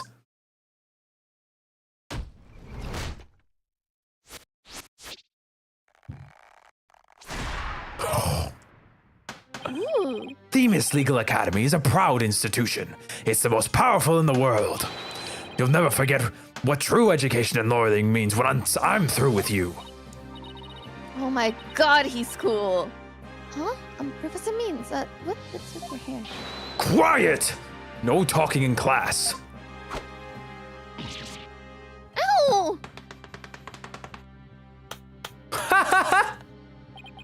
Eyes and ears up here, everyone. Homeroom is now in session. We will begin with roll call. Athena Sykes. Huh? Oh, I'm here? Apollo Justice. I'm fine. Here. Fool! The proper response is here, without any extraneous information.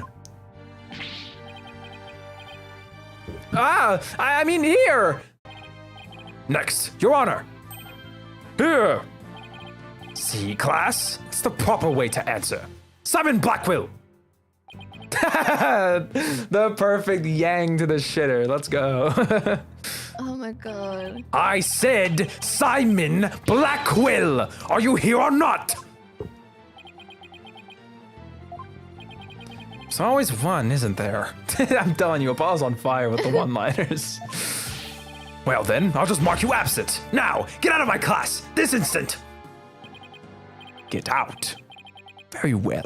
That is your wish. Who am I to defy my homeroom teacher? Is that such a good idea? Prosecutor Blackwell is free of his shackles.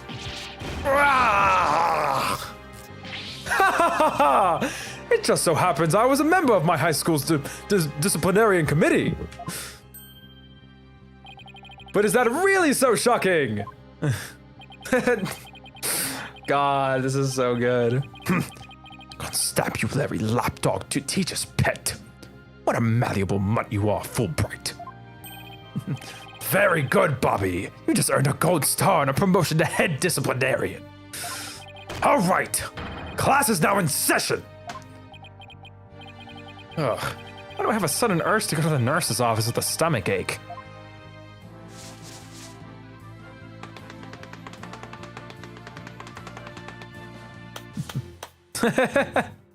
Pay attention. I am not the killer. Juniper is. This will be on our next test, so you had better be listening. Objection! But Professor, you created the phony tape to pin the blame on Juniper. Plus, you were the only one who could have moved the body during the mock trial. Objection.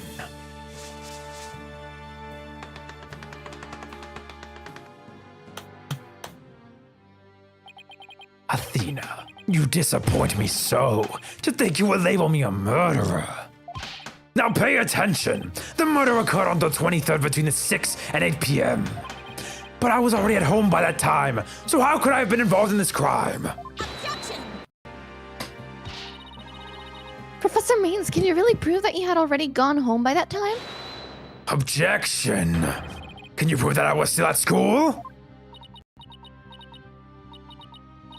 Oh, I can't.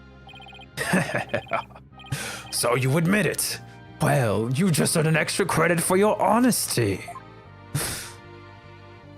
But you have also earned yourself lavatory cleaning duties until you graduate. Ew, I do enough of that at the office. Objection. Oh wait, this might be a different person actually. Oh my god, it's you. Objection! No way, man! I totally object! Robin? Dude, there's so much going on. I can't believe I fell for the Professor's silver tongue lies! Why you? How dare you talk about your teacher like that? I'm not listening to you anymore, man! No way, no how! Now I have a confession to make. You know those two statues that were on stage? I didn't make them at all by myself! Statues on stage? Do I want to know where this is headed? You love our trans allegory. I was able to finish one of them, but the last bell rang before I had time to do the other one. The ugly one, the purple one. So I asked Professor Means to take it for me. To make it for me. Yeah, whatever. That is cool. Aw, fuck, it was Phoenix, and it wasn't Clavier's statue, because you can see it completely made on the other side. Wait, you just noticed that now? Yeah. I thought they were both unfinished. I didn't see that he was there. I just, like, purposefully chose to ignore it, I guess. Select the vision. I drag my feet. In other words, the professor was there on the stage after the last bell rang? Right! And it would have been way past 7 p.m. before he could have finished. Professor Beats was still at school. This is incredibly important testimony. Thanks, Carly. The professor told me I'll take care of it. I thought my parents would let me be an artist if I said I made most statues myself. I'm so sorry for not telling the truth. Robin. Objection. Quick, somebody get this juvenile delinquent out of my sight. Simon, your head honcho among the delinquents, do something. That's funny. And who's in charge of the class pet around here? Not interested. But if you want a class in swordsmanship, I'm your man. Of course, only real blades will do. No swords at school. All weapons will be confiscated. Yeah, nurse, nurse. Where's the school nurse when you need one? I love the fact that he's kept in check. It would seem Sykes-Dono seeks a showdown, Professor. In which case, you would do well to draw your staff quick as lightning. Very well. Then I will just have to prove my innocence myself. The real lessons begin in second period. Prepare to be served. Old school style. What is that? Oh, never mind. Your testimony, please. I'm tired of running a tight ship. Please stop with the ship Oh my god, allegories. you're so loud. What? You got closer to your mic. Or touched No, your I knob. didn't. I haven't moved. You touched your knob. I haven't touched anything. No, I You didn't.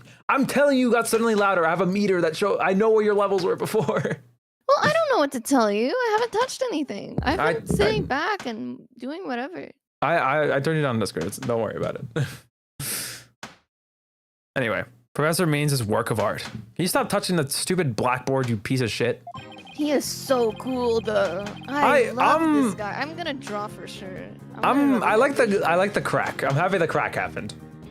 Although I'm not gonna lie, I think it would have been cooler if he just like kind of got more sinister, but like still smiled. But this is still cool. I like. That would have been way too creepy. I just like the whole. I still love him. It really does remind me of those teachers that you think is like nice and cool at first, and then like they're actually like so scary. I've had a teacher like that. I remember like, sorry, not to trond up. I remember No, that's okay. I forgot my water bottle, and he was our substitute, and like he got annoyed way easier. Like sometimes we'd be in another class, like I'd be in my math, and his class would be like down the hall, and we could hear him yelling with our door closed and his door closed. Which isn't normal. You shouldn't be yelling at students, right? But I remember I forgot my water bottle. He got up to like I could feel his breath on my face. He's like, "Go get your water bottle before I even noticed you left." And I was like, "Okay." And I started laughing because I didn't know he was being. I didn't know if he was being serious or not. I hope he got fired, obviously. Yeah, gee, I wonder. But like, Jesus. See, He I'm at reminds the me exactly of that guy because everyone thought he was cool at first, but then the second you did something wrong, he was batshit insane.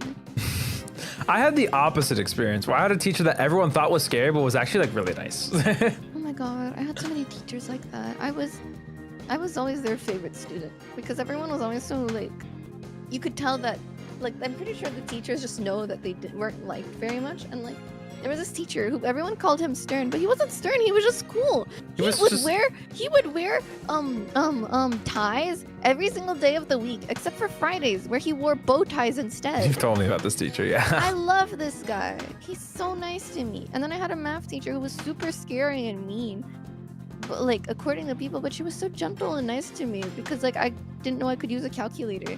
I was doing everything by hand. Makes you crack that math. Anyway. Now, pay attention. Robin took over half a day to complete one statue. I, however, finished most of the statue between 7 and 8:30 p.m. The defendant, Juniper, saw the two statues with her own eyes at 8:30 p.m. Completing a statue so quickly meant I could not leave the stage for a single second. How could I have possibly had the time to go to the art room and commit murder? You're saying the defendant saw the finished statues? Precisely. She said so herself at the detention center yesterday. Her defense team was there and heard her say so too. Don't try to deny it now. That evening, I went back to the dressing room to get something I'd forgotten there. It was well after the last bell rang. I'd say maybe around 8:30. That was when I noticed both stage statues were finished. They were quite large and they were each covered with a white sheet, but I could tell. I'm telling you, my theory, guys. All right. Professor was there when that matter came up. Before I address the professor's charges, I have a question for Robin. How hard would it be to complete a statue like that in 1.5 hours?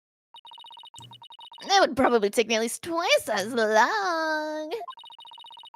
So, personally, I think it would be incredibly difficult to finish in that short of a time. Ugh, they don't exactly help our case. But he won't get off that easy. He's bound to stumble over his own slippery means. Ba-dum-psh. Cross-examination. Professor means his work of art. Now pay attention, Robin took over half a day to complete one statue. Miss Newman took over half a day? Can you please be more precise than that? Ha ha ha ha! What a wonderful question! She was having quite a tough time, you see. Prosecutor Gavin's statue alone took her from the morning hours into the evening. Well, it is a rather large statue after all. Don't be silly. Merely exposes the differences between student and teacher. You're not the art teacher, dumbass. I never finished with the other statue between 7 and 8:30 p.m.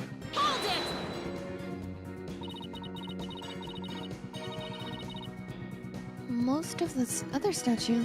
What exactly does that mean? Robin created the basic outline of Mr. Wright's statue before the last bell rang. I, in turn, completed the rest of it. I see. In academics as well as art, learning the basics is incredibly important. In short, you skipped the most important part of the statue making, didn't you? Objection! Why, you insolent little! It is the practical applications built upon the basics that take so much time. Professors such as I mastered the basics a long time ago. Unlike Miss Fancy Pants here, who lacks all loyally fundamentals. That's crazy. Oh, quiet, Hugh. Now do you understand? I did not leave that stage until I was done. Well, Miss Sykes, do you accept the witness's claim? What are we feeling?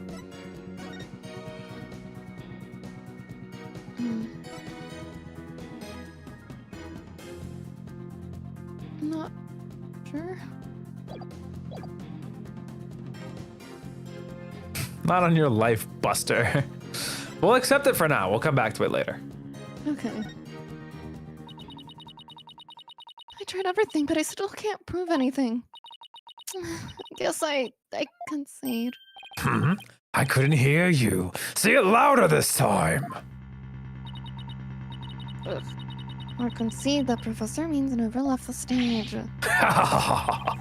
That's right. What took you so long? I was at the stage the entire time. I couldn't possibly have committed that crime. I'm not gonna give up here. I'm afraid I have to side with the witness, Miss Sykes. And unless you have any further objections, I'll have to put this issue to rest. All right, I guess we had to say yes. Not yet.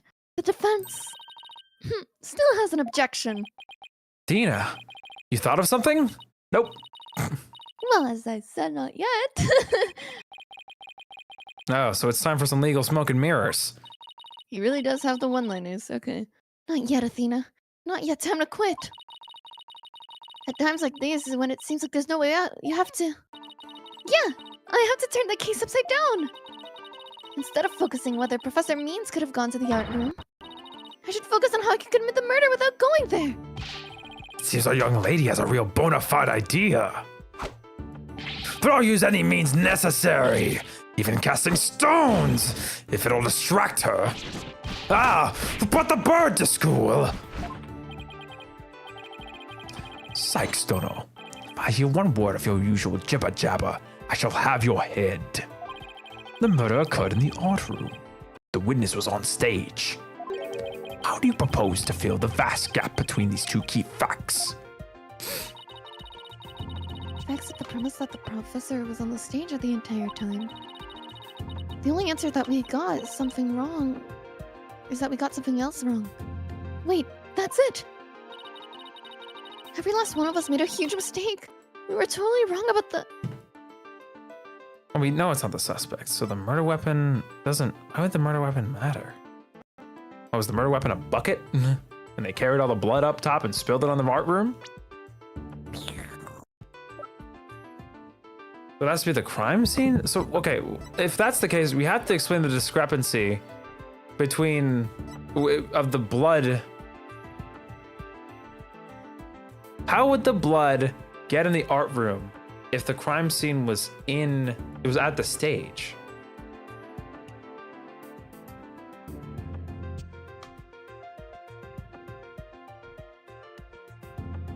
There was no traces of blood on the stage.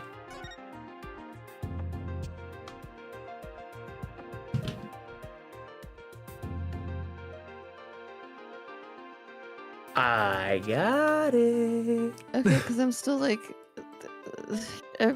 out of steam. I have no idea what's It's okay. happening. So, if you pay close attention to the stage, there's 2 rags placed in the middle Well, of it. If we remember, one rag was incinerated and the other had blood on it. We Yes. initially assumed the blood was from the body being carried down to the stage, but it makes Yes. more sense if it's blood from the murder happening on top of the fabrics. The other one being incinerated because it had too much blood on it. That would make sense. Ah! I'm sorry. I really hope that's right. That feels so right. Maybe. Professor Means was on the stage the entire time. Then he must be the killer. Objection! Ridiculous! The defense has become utterly incoherent. Objection! No, it's just the murder wasn't committed where we thought it was. Continue, Sykes-Stono. Okay, the murder was actually committed here. Take that! The greatest riddle of this case has been how the body was moved from the art room. But if the murder occurred on the stage, that means the body was never moved at all. Objection!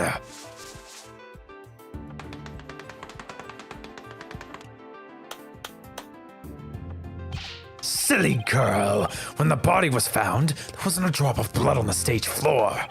Surely there will be some blood if that's where the murder was committed. There wasn't any blood on the stage? Really? But there was something on stage at the time of the murder, now that's now bloodstained. Take that! It's true, there was no bloodstains on the stage floor. But there was something on the stage that did have a bloodstain. And that would be this school banner. No blood would have gotten on the floor if this was under the victim when she was killed. Oh my! That's quite a compelling theory! Silence. I actually love how you can actually hear him spit. What is it now? My theory makes perfect sense. That was a pathetic attempt. You must put every inch of your body into your attacks. The autopsy states the cause of death was loss of blood. Yet only a trace amount was found upon that banner. Where did the rest go? Blood getting on there when the body was moved by wire. Makes more sense than not.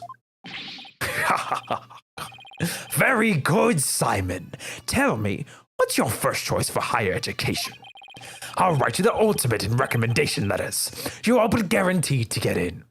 By all No means. offense, but he has like a criminal case. I don't think he can go anywhere now in terms of law anymore. Bro can't even work at McDonald's. He's just there. I can't believe he Actually, even the got this defense gig. has something to explain that as well. You do? If there was only a trace amount of blood on the school banner, then there must have been something else the killer used to soak up the blood. All I have to do is figure out what. This is what soaked up most of the victim's blood. You gotta say I freaking cooked.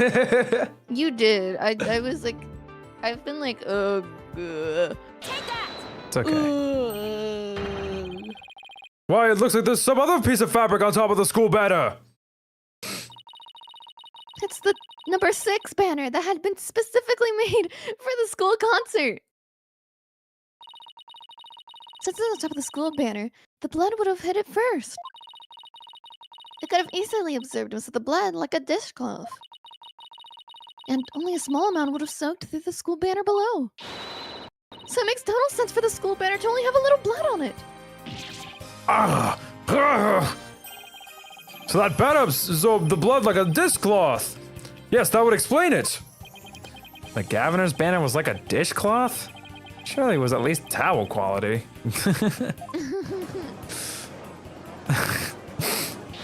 God, his mohawk is so tall. Objection! Simon, don't just stand there, do something! Silence. Sykes-Stono, you are learning to wield a blade quite well. But how will you respond when I come slashing at you like this? The remnant of a large bloodstain was detected in the art room. But why would there be blood there if the murder occurred on the stage as you claim? Objection! The bloodstain in the art room was faked. How? I'll tell you how. All that was needed was something that could transport the blood upstairs. And that something was a piece of evidence we've just finished discussing. The killer used this to bring the victim's blood up to the art room. The cloth once again. Take that! Think you'd stoop so low as to present me a garbage to this court? It's only garbage because someone tried to destroy it by tossing it in the incinerator. Blech. That someone was most likely the killer seeking to get rid of the crucial evidence. Oh my god. The killer used the wire to bring blood-soaked Gaviner's banner to the art room. Then, the blood was wiped onto the floor to complete the ruse. It makes perfect sense. Gah. Ah. Do I have Crocs on? Order, order! This is quite a development. Do you think the body was ever actually moved? Objection! Hold it right there! The body must have been moved! How else do you explain that loud crash you heard during the mock trial? If it wasn't caused by the body crashing into the statues, then what was it? Ugh, I hadn't thought of that. That loud crash was the body hitting the statues. What was it indeed? Well, Was the the banner body was. hitting the floor? Duh. Well, the banner was tied up for something. Something must have hit it. Ah, I know.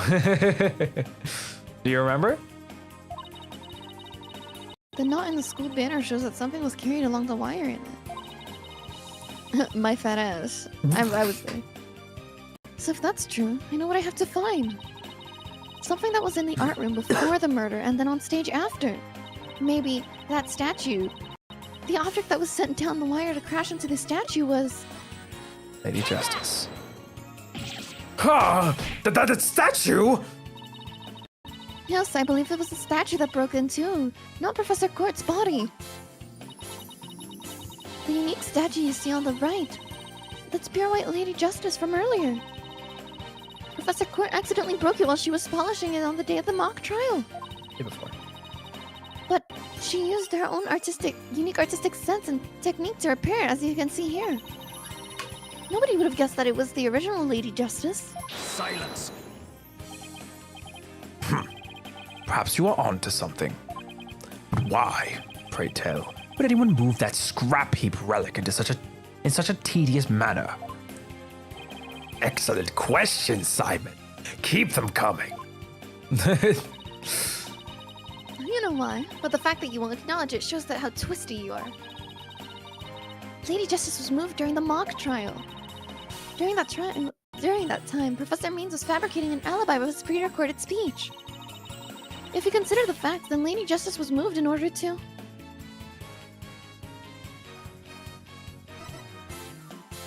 Interrupt the mock trial. I was wrong. Well, Professor Means is trying to interrupt no, you can the read mock it. trial. That must be the answer. Then let me ask this. Why would the professor want to interrupt the mock trial? I object, Your Honor. I object to how you always ask people questions like that. It's not funny. You should try to think for yourself once in a while. But I just had a thought. It involves a penalty for a certain smart alecky defense attorney. The issue here is moving the Lady Justice statue. I need to focus on that. Lady Justice was moved during the You're mock under it, trial. During that time, Professor Means... Yeah. If we consider the facts, Lady Justice was moved in order to... oh, duh. Point us to the body. Maybe?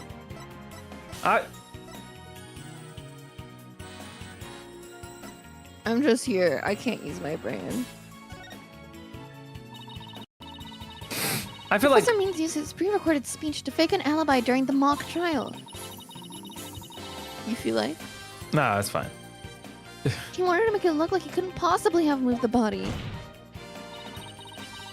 Moving Lady Justice was his way of pointing us to the body and cementing his alibi. Ah, that's quite a persuasive argument. For a while there, I thought you weren't taking the trial seriously. Well done. Thanks, Your Honor. Maybe this time. Objection. You should never underestimate me, Athena Sykes. Professor Means always means what he says and says what he means, by all means. Fine then. Say it already. I'm waiting. Murder occurred the night before, but the body wasn't found until late the next day. Countless students passed the stage till they met in the lecture hall for the mock trial.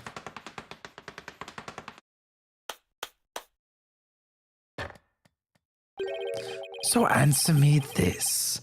Why didn't anyone see the body that entire time? Wasn't there a tarp over it? No, because it was the statue. This is what I've been saying. The body was disguised as a statue and was put a tarp over it, which is how he was able to quote unquote finish the Phoenix statue, because he didn't actually finish it. It's just the body. No, you're right, because we never Because actually there's found also rope marks on her body, and I mean from the low quality ass white tarp that we saw on the floor, there was also rope on it, so you can assume.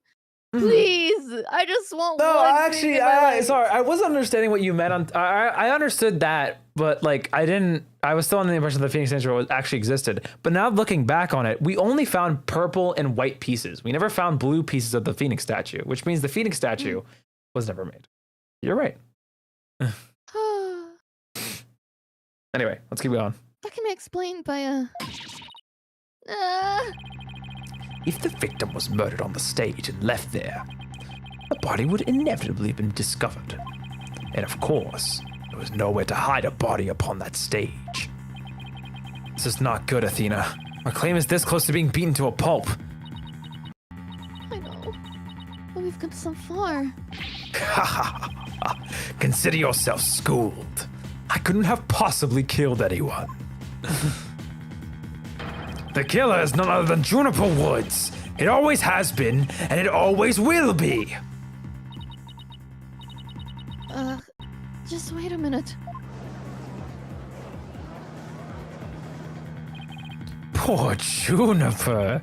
She must seriously regret having asked you to defend her. And to add insult to injury, you nearly had you convicted for murder. Surely you haven't forgotten that little fiasco.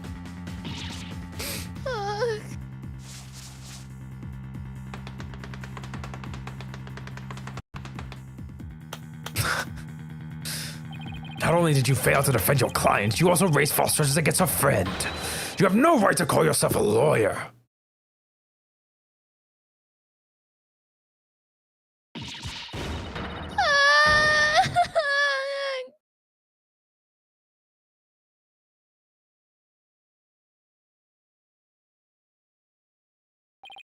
But if this trial proceeds in the same manner and ends in the same way as the mock trial, would you not lose everything you've worked so hard to gain?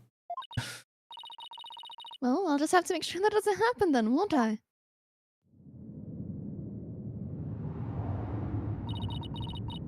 Don't tell me I've failed once again. Failed to save someone near and dear to me. Worked so hard to become a lawyer, even studied psychology. Has it all been for naught? Am I just doomed to relive that all over again?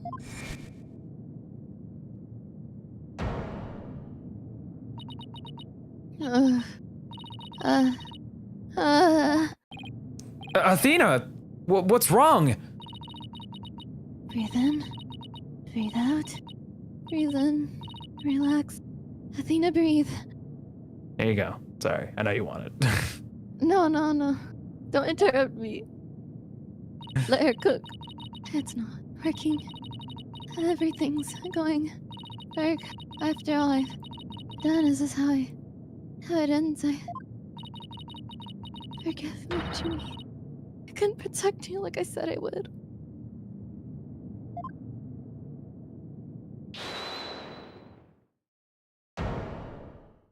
Objection! You leave Leave Athena alone, man! She's the only one who saved me from my gender! It was because of Athena that I could stop hiding and start living my life as a girl again! And she saved the friendship between Hugh, Juniper, and I! That was such a cute little timing thing. I think you're awesome, lawyer Athena. One of the best! But I raised a false charges against you. And that's not all. I've done something very seriously unforgivable things. Objection. What's the big deal? Fosters are nothing to be scared of. And I'm not even mad at you. I should really be thanking you. You used legitimate means to expose my wrongdoings and give me a chance to re-examine what's important. But what does it matter if I can't save Juniper? I mean, the whole reason I've come so far is... It's not... Oh, objection! It's not over yet, Athena! Even now, at this very moment, I still believe in you. Junie, I know you better than most people, Tina. I know you never surrendered to the dark age of law like the professor did. Thank you, Junie, but I feel like I can barely breathe. I don't know what to do. Silence! Stop your bleating this instant. Look an utter fool. Prosecutor Blackwell? There is one who awaits you, is there not? And that is the reason you have studied so very hard.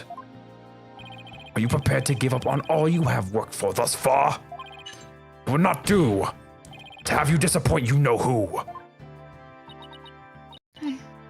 I... Objection! You're wasting your time. You have nothing on me. No evidence or anything else to establish my guilt. You are helpless before the might of lawyers for whom the ends justify the means. Objection! Don't worry, Athena. You're doing fine. Truth will always win against people like him. But Apollo, what am I supposed to do now? Listen, all you have to do is take a deep breath and look back over the entire case. If there's truth to be found, and there always is, you're sure to find it. Now let me see you smile. Remember what Mr. Wright said? The worst of times are when lawyers have to force their biggest smiles.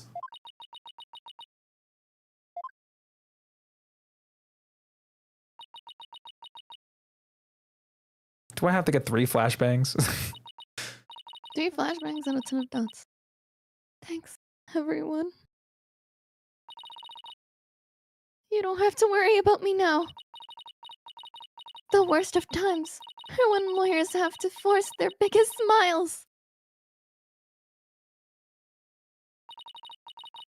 Athena Sykes is psyched and ready to rock! Prepare for your utter defeat! Oh. Professor Court wasn't killed in the art room. She was killed right where her body was found. We know that because there wasn't any time to move the body from somewhere else. That means the body has had to be hidden somewhere on stage until it was found. Let's think along the lines and see where it takes us. First up, when did Professor Means remove the body from its hiding place? Let's see. What was he doing right before the body was discovered? He was using the span time his fake alibi created to move the body where it should have been easily spotted. Therefore, the only time Professor Means could have removed the body from its hiding places... During the mock trial? Probably. The body was moved during the mock trial. It was during the mock trial specifically.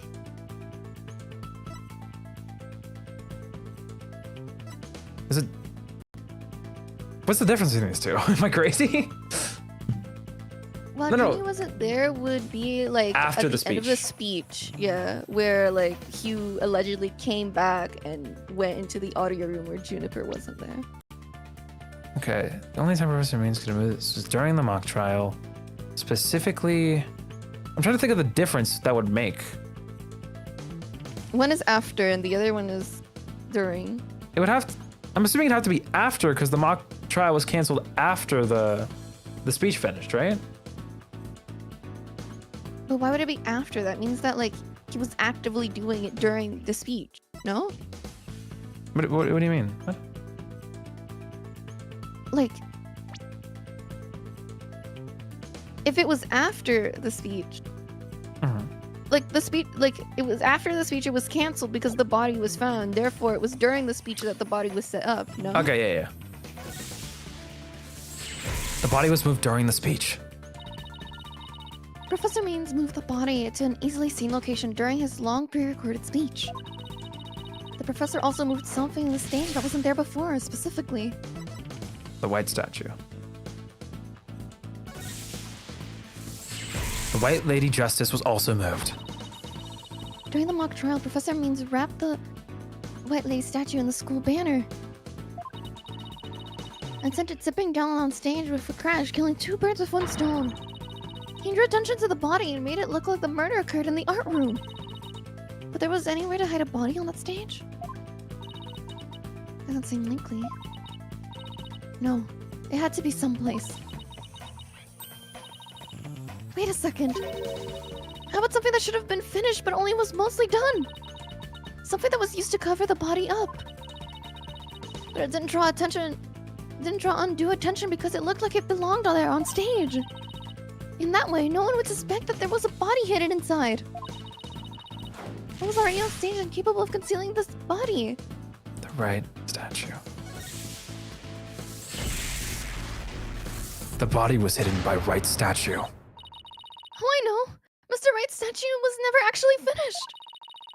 The body was wrapped under some cloth to hide what was really inside. Cleverly disguising it as the boss's statue. It's cute that she calls him boss.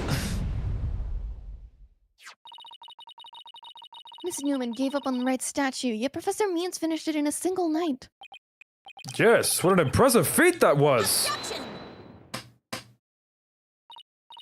No, his so-called work of art deserves none of our praise. That's because it was only a facade to hit the real work. The murder of Professor Court. Come again? I'm afraid I don't follow.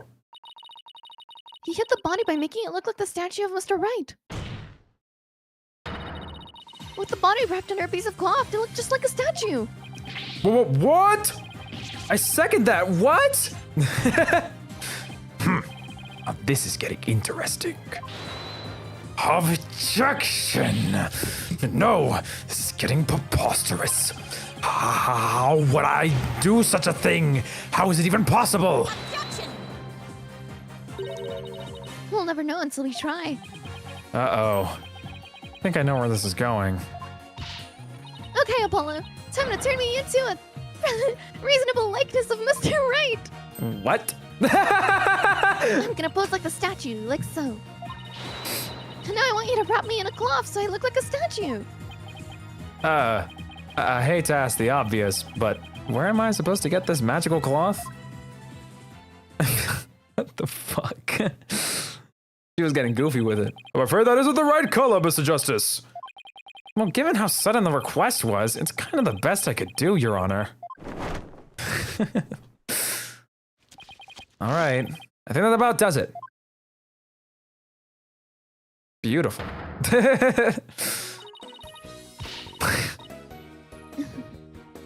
Well, what do you think, everyone? Do I look like a statue of Mr. Wright or what? Beautiful.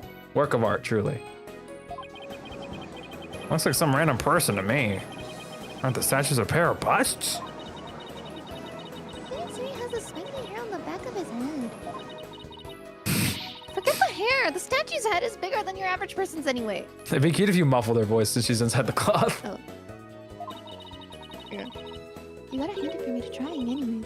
Wait, that's it. The hands. Her arms are raised over her head, and there are dark bruises around her wrists. Is that supposed to be a stupid hair? I'm gonna lose it. Yeah, probably. Yeah, the rest was probably tied up with something. marks on her wrist indicated she'd be tied up. Apollo, tie me up in a new pose! Wait, you're not into this kind of thing, are you? What? No! Besides, it was your idea. Just tell me how to tie your hands already. Professor Court's wrists were tied together, and I can't help but think that's related. How should I arrange myself to match the shape I want, given her hands were tied? Behind my head. Yeah? I'm going for it. I'm thinking. Apollo, tie both of my hands behind my head! Because that's the only way you could recreate his hair. By having the hands like this. I'm thinking about the arm pointing forwards, but there's probably something there that she could have had.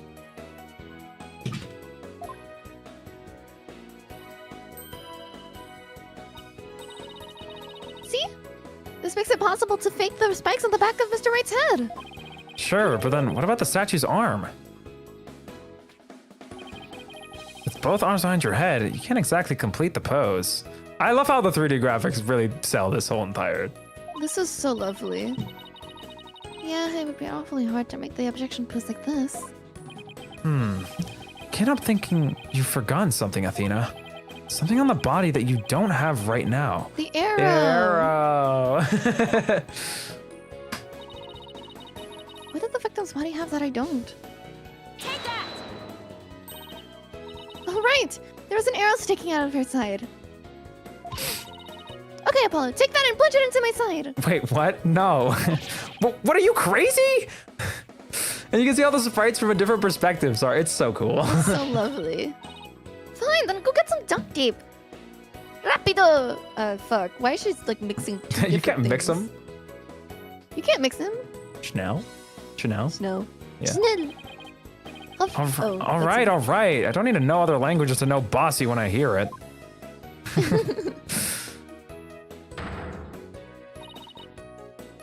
The fatal arrow to the side. Spiky hair created from two hands. A masterpiece in the making! Now cover me with that cloth! But remember to make your arrow stand out, okay? This is the most ridiculous shit I've ever seen.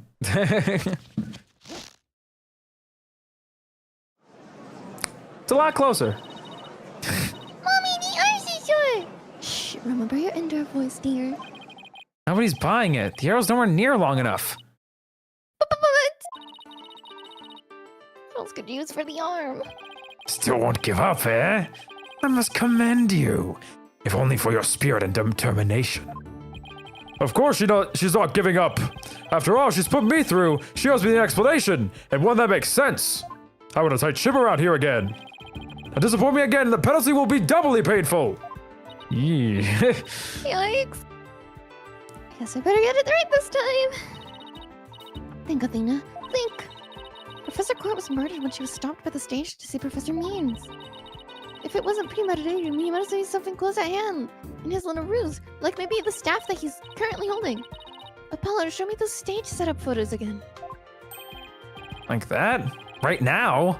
Okay, hold on. Triple question mark. Please. Be in this photo. It just has to be. Like his staff. Please, someone. Right there. On the Mr. Right statue. Can you read the It's line? really- the arm on the Mr. Right statue is really this thing right there.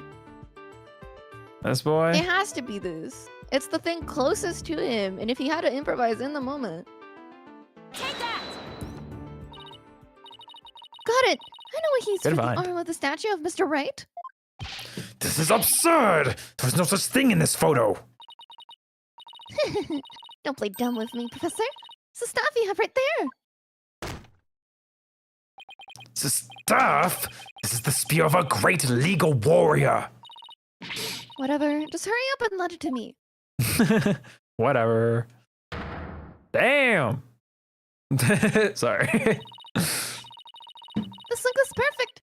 Mr. Wright wouldn't possibly object to such an awesome arm. I have to keep the joke to myself. Okay, go for it, Apollo. Sure, I'll give you your arm and hand. Cloth and binding coming right up. Apollo's being such a great sport. Shout out. True. Objection! That's cute. Oh shit! Peek! I like how she did the objection. Yeah. This is the Ace Attorney wackiness I love. XP3! Look, it's a famous lawyer! That's definitely him. I know that pose anywhere. We did it. Didn't we?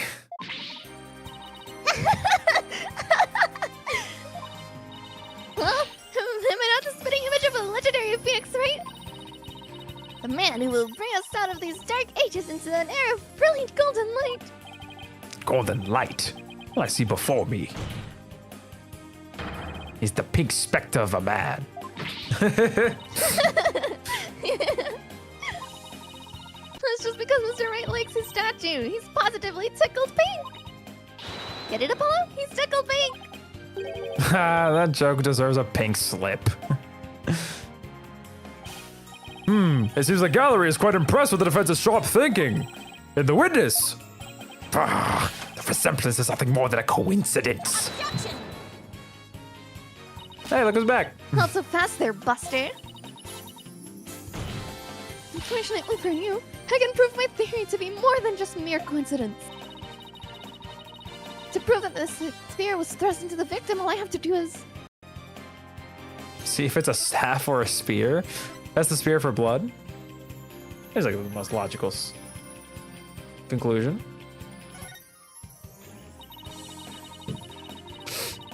We had to assume the victim's jagged wound came from an arrow being forcibly shoved in. But if the wound was from his spear instead, then we should be able to detect traces of the victim's blood on it. Your Honor, a brief recess, if you will, by any means possible. What if we get rid of my spear? Wait, what if I burn it?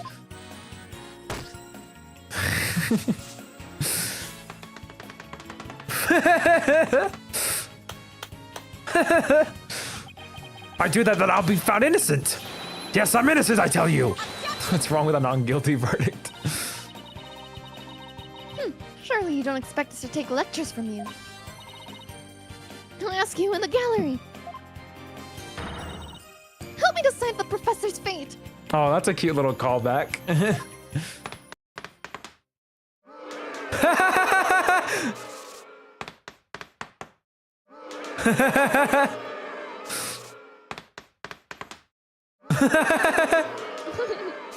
Dude, this guy was like an animatronic.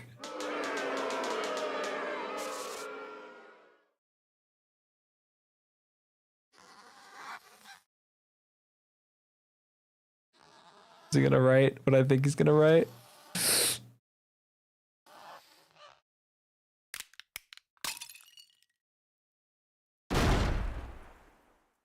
That's awesome. No words, just a statue. Prosecutor Blackwell, what has become of our witness Aristotle Beans? It is as Sykes Donor suspected. What was detected on his staff? He has admitted to this heinous crime. All of it. He shall join us in the clink tomorrow. His teaching skills can be put to good use there. That's good. Awesome. Great. I'll teach felons that the end justifies the means. Much for rehabilitation. Nah, Apollo's on fire this episode. Jesus Christ. Can I ask what the professor's motive was? I could barely make out a word he said on account of his shattered teeth. One of Blackwell's fellow inmates was once a surgeon. Why not form a dentist too? I eventually had him put pen to paper. Turns out Professor Means was the one taking bribes. The victim had suspected him after a report from the class snitch. Had led her to question him at length the day of the killing. Right there on that stage. The result? The heinous crime that was brought before this court. The fool, like Newman, had come to know of the script's contents via the victim's note. It seems he came up with a plan to stab the victim with her own awl in order to Make the killing look like the one in the script and thus frame the defendant. That scrap of paper with Hugh's name had the same mark as Professor Court's planner. Yes, about that. That's such a random thing to bring up when you. That doesn't help your. Whatever. Those planners are bestowed upon all students graduating at the top of their class. Oh. Really? So then... Indeed. Once upon a time, Professor Means was also awarded the same notebook. The handwriting is being analyzed now, but like as not, the scrap belonged to him. This, too, was evidence of the bribery scheme that the victim had obtained. Oh, that Constance Court was clean, and that only Aristotle Means took the bribes. Yay. To think a professor would murder a colleague and try to pin it on a student. If this is the dark age of the law, then we can only hope that a brighter future awaits. And that the first step is to hand down my verdict for a promising young lady. This court finds the defendant, Juniper Woods, not guilty. Oh my god. Imagine he just said guilty for fun. That ended very, like, not abruptly, but that was nice. Yeah, I like that. That was a good conclusive. Though I'm still suspicious of Fulbright. I know he's, like, not relevant right now, but I don't. What do you have a guy? He's just a silly guy. He's been glazing every person he has the opportunity. Because he's just that kind of guy. I love. He's great. He's like Gumshoe too, like Gumshoe Betty. I love him. Don't get me wrong. I love him. But when my gut has that tingly feeling, it has that tingly feeling. I understand. I wish you all the best on your road to becoming a courtroom judge. You will need young people like you. If we ever hope to restore the law to its former glory. Yes, Your Honor. I'll work as hard as I can. Well, who the hell's gonna teach these shitters? One's dead and the other one's in jail. Anyway, I guess Gavin's gonna be hired as a teacher. Please don't say that. That'd be sick. No! Oh my god, you reminded me that they were gonna have a concert! Oh no! Maybe one day I'll be able to choreograph you to make a difference. No! Please don't pull like a Somnium Files and have a dance number at the end and everyone's singing. That's not gonna happen. But what if he's like, Achtung, baby. This is the concert. And then the credits play. Anyway, proudly serve Professor Court's memory. Do not let her death be in vain. I'm gonna hope you're so right and it doesn't actually happen. That's the last thing I expected to hear from him today. Court is adjourned. Bow.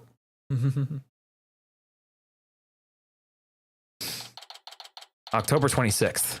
District Court. Defendant Lobby. Number 3. Thank you, Thena. I really mean it. It's nothing really. I can take the biggest tangled mess of a case and unravel it just like that. I don't know. You look pretty wound up there at the end. Literally and figuratively. You look pretty hungry for a knuckle sandwich, Buster. I wanted to thank you too, Apollo. Don't mention it. Oh, he's so cute. Sorry. You were always there for Thena while she was in a bind. Saying useless things all the time. Saying weird one-liners and stuff. And at the detention center where you smile gave me hope when there was none. Oh, I forgot. Blue rays of sun shining down peacefully on woodlands. I forgot that's how the crush started. I think you're an absolutely amazing person. Thanks, Juniper. That means a lot to me. But I still have lots of work to do. And I can't wait until we see you on the judge's bench. I promise you I'll get there someday. I'd like to imagine she'd do like old bag style flirting when she's like judge. And Apollo's just like not having it. Or is completely like... No, he's like trying to refocus her. Not just, I feel like it would be him or it would be like the prosecution. Or he's just like, not oblivious, but he like doesn't really Yeah. think further of it. It's like Same as Edgeworth. Like or like the judge who like says weird shit and is like, oh, it's just like a judge thing. Anyway. Let's wait until that day.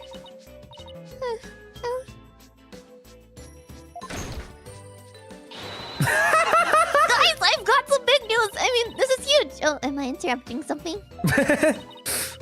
No, it's okay. I think. So what's the big news? The school festival was supposed to have been canceled after what happened, but We just got a call. In memory of Professor Constance Court, who worked so hard to make it happen. The festival is being extended 1 extra day until tomorrow. Really? All right. No. No. No! No. No. No. No. No! No. Oh my god, she's so pretty! No. I was gonna hear her sing. No. We've got a special treat for all of you. A love letter for Themis Legal Academy. Achtung, baby. Ah! It's time for the guitar serenade. I might die. Aw. Oh my god. She's so love struck.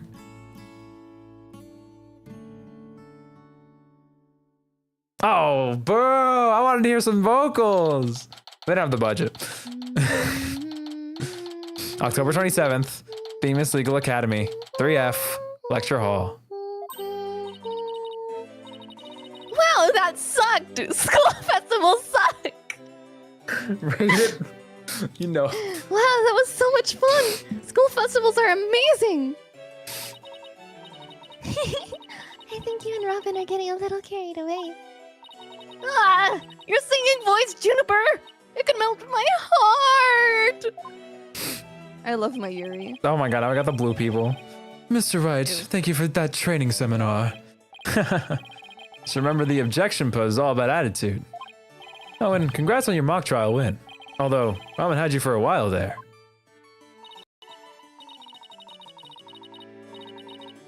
I did, didn't I? But I'm just glad we're back to how we used to be thanks to Athena. Then you know what? I think I'll stick with becoming a prosecutor after all. I'm gonna make up for the mock trial loss by winning the real deals in court. Mock trial loss? What loss? Wait, did they reprise the trial and Hugh won? Yeah, keep up. Level-headed lawyer, course genius, and hot-blooded prosecutor, course student will go head-to-head in mock trial battle for the She-Devil's Black Heart. So, does this mean it's really gonna happen? Oh god. Juniper, there's something I've been wanting to say to you. Huh? This is awkward. Oh, is he gonna do what I think he's gonna do? Juniper, can we still be friends? You know, best friends like we've always been. Huh? Best friends? Need I remind you guys? Hole 25. See, that, like, there's a lot more context here, you know? It's so weird. Here, weren't you gonna profess your love for Juniper if you won the mock trial? Sorry, I have to talk about this. The entire time I was under the impression that they were like childhood friends or like longtime friends. That shit don't make no sense anymore. I guess like at best they became besties in like freshman year. Mm. But even then, that's still so weird. He was still like 21. No, I was going to confess that I'm not a genius and that I'm really 25 years old. You already dragged it out for me during the trial. Whoops. Listen, you too, Robin, Miriam. Miriam? Me too. Miriam's got this tactical espionage action stuff down to a science. I just don't think you guys look down. I've been thinking. It's up to us to put an end to the dark age of the law if we can. Let's all work together and usher a new age where winning only results from the truth. And the end never justify the means. Count me in! I wouldn't have it any other way. So I've been thinking, we have like the perfect combo. We have the defense attorney, we have the prosecutor, we have the judge, and then we have like the gumshoe, which is Miriam. The detective slash reporter. Yeah. They should have their own DLC episode. I don't want the pirate That'd be one. cute. That would be peak. Maybe the pirate one's really good though. Oh, it's probably Yes. good. I'm not saying it's bad. I'm just saying it'd be cool if they had their own episode. This Maybe is like their own true. little spin-off. I don't know. It'd be cute. This is how I feel about Kay and Eustace, Yeah. etc. I want Eustace to have it again. I want Francisca to come back. Eustace versus Francisco will go hard. Apollo, you're not a part of this. Best friends forever, huh? No matter what anyone says, nothing beats true friendship. You bet. What about your BFF, Apollo? Aren't you a bit old to be using that word? But yeah, he's the best friend a guy could have. Which reminds me, we're supposed to meet up and gossip about the new girl in the office. What the what? He has a BFF. Hey, no talking about me behind my back. So what kind of guy is he anyway? Well, if I had to describe him in one word. Homosexual. No, I'm kidding. This is gonna be the same thing that happened with Mia, where Phoenix is like, "Oh, let me tell you about how I know Larry," and then dead.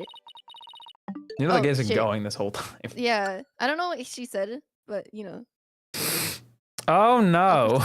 Well, it's actually, you can read it a little bit. Unfortunately, that promise was never meant to be fulfilled. Oh. Look at that! It is like Mia. For not long after, their friendship was mercilessly severed by fate, Okay, he died. Ah. and the bonds between us began to fray and unravel as well. So it happened before the explosion.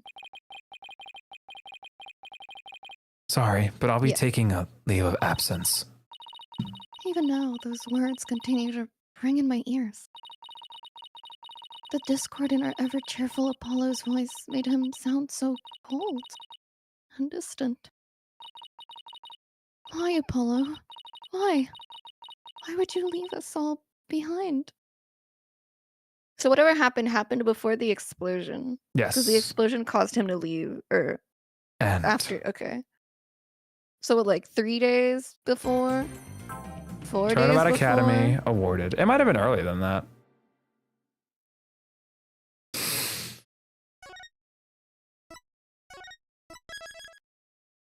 He did it. Anyway, That was lovely. that's going to be it for today's stream. We're a little bit over, but it was more than necessary, obviously. Yeah, that's going to be it for today's stream. If you guys did enjoy it, drop a like down below, because that's what the like button's for. Pro tip, pro tip. I hope you guys enjoyed episode 3. Banger episode, very fun. I had it. It was great. That ending was awesome. All of it was so good. Also, Turnabout Academy, it was great. It was great. It was great. I really liked it. I like all the cases so far. I don't know. This game has been such a delight. And honestly, I'm happy with the way they're using the 3D. It's kind of peak. That I really like this game. is I good. thought like it couldn't get better than this, and it got better than that. So I already know to the be next. fair, I'm easy to satisfy. Yeah, you're basic, simple. No, I'm kidding. What the hell? I'm kidding. Anyway, that's gonna be all from us today. If you guys want some more Ace Attorney, you're gonna have to show up next week. We'll be starting episode 4 by then. It'll be on Black Friday. Yeah. It'll be it should be Dark Friday because it's the Dark Age of Law, but whatever. If you guys haven't checked out the Pooka stream with me today, you should totally, do that. Exclamation point Juno. They're on Blue Sky. They're on Twitter. They're on Tumblr. They're awesome. No. And they should start streaming again. They also have a shop. They make awesome keychains. Sorry, I just gotta Hey, plug them because they're listen, great. you didn't have to plug in the keychains. I'm slacking a little bit. You're literally working on a new batch right now. I mean, I didn't say that. That's confidential information. Well, Anyway, I will be live again on Sunday for some Splatoony Woony. You'll see me here back next week for some more Ace Attorney. I'm done talking. Get out of here. Bye-bye. man, the way of I love Apollo. He's so cute. Too bad So he's sassy. traumatized. Now he's dead. Wait, no, his friend.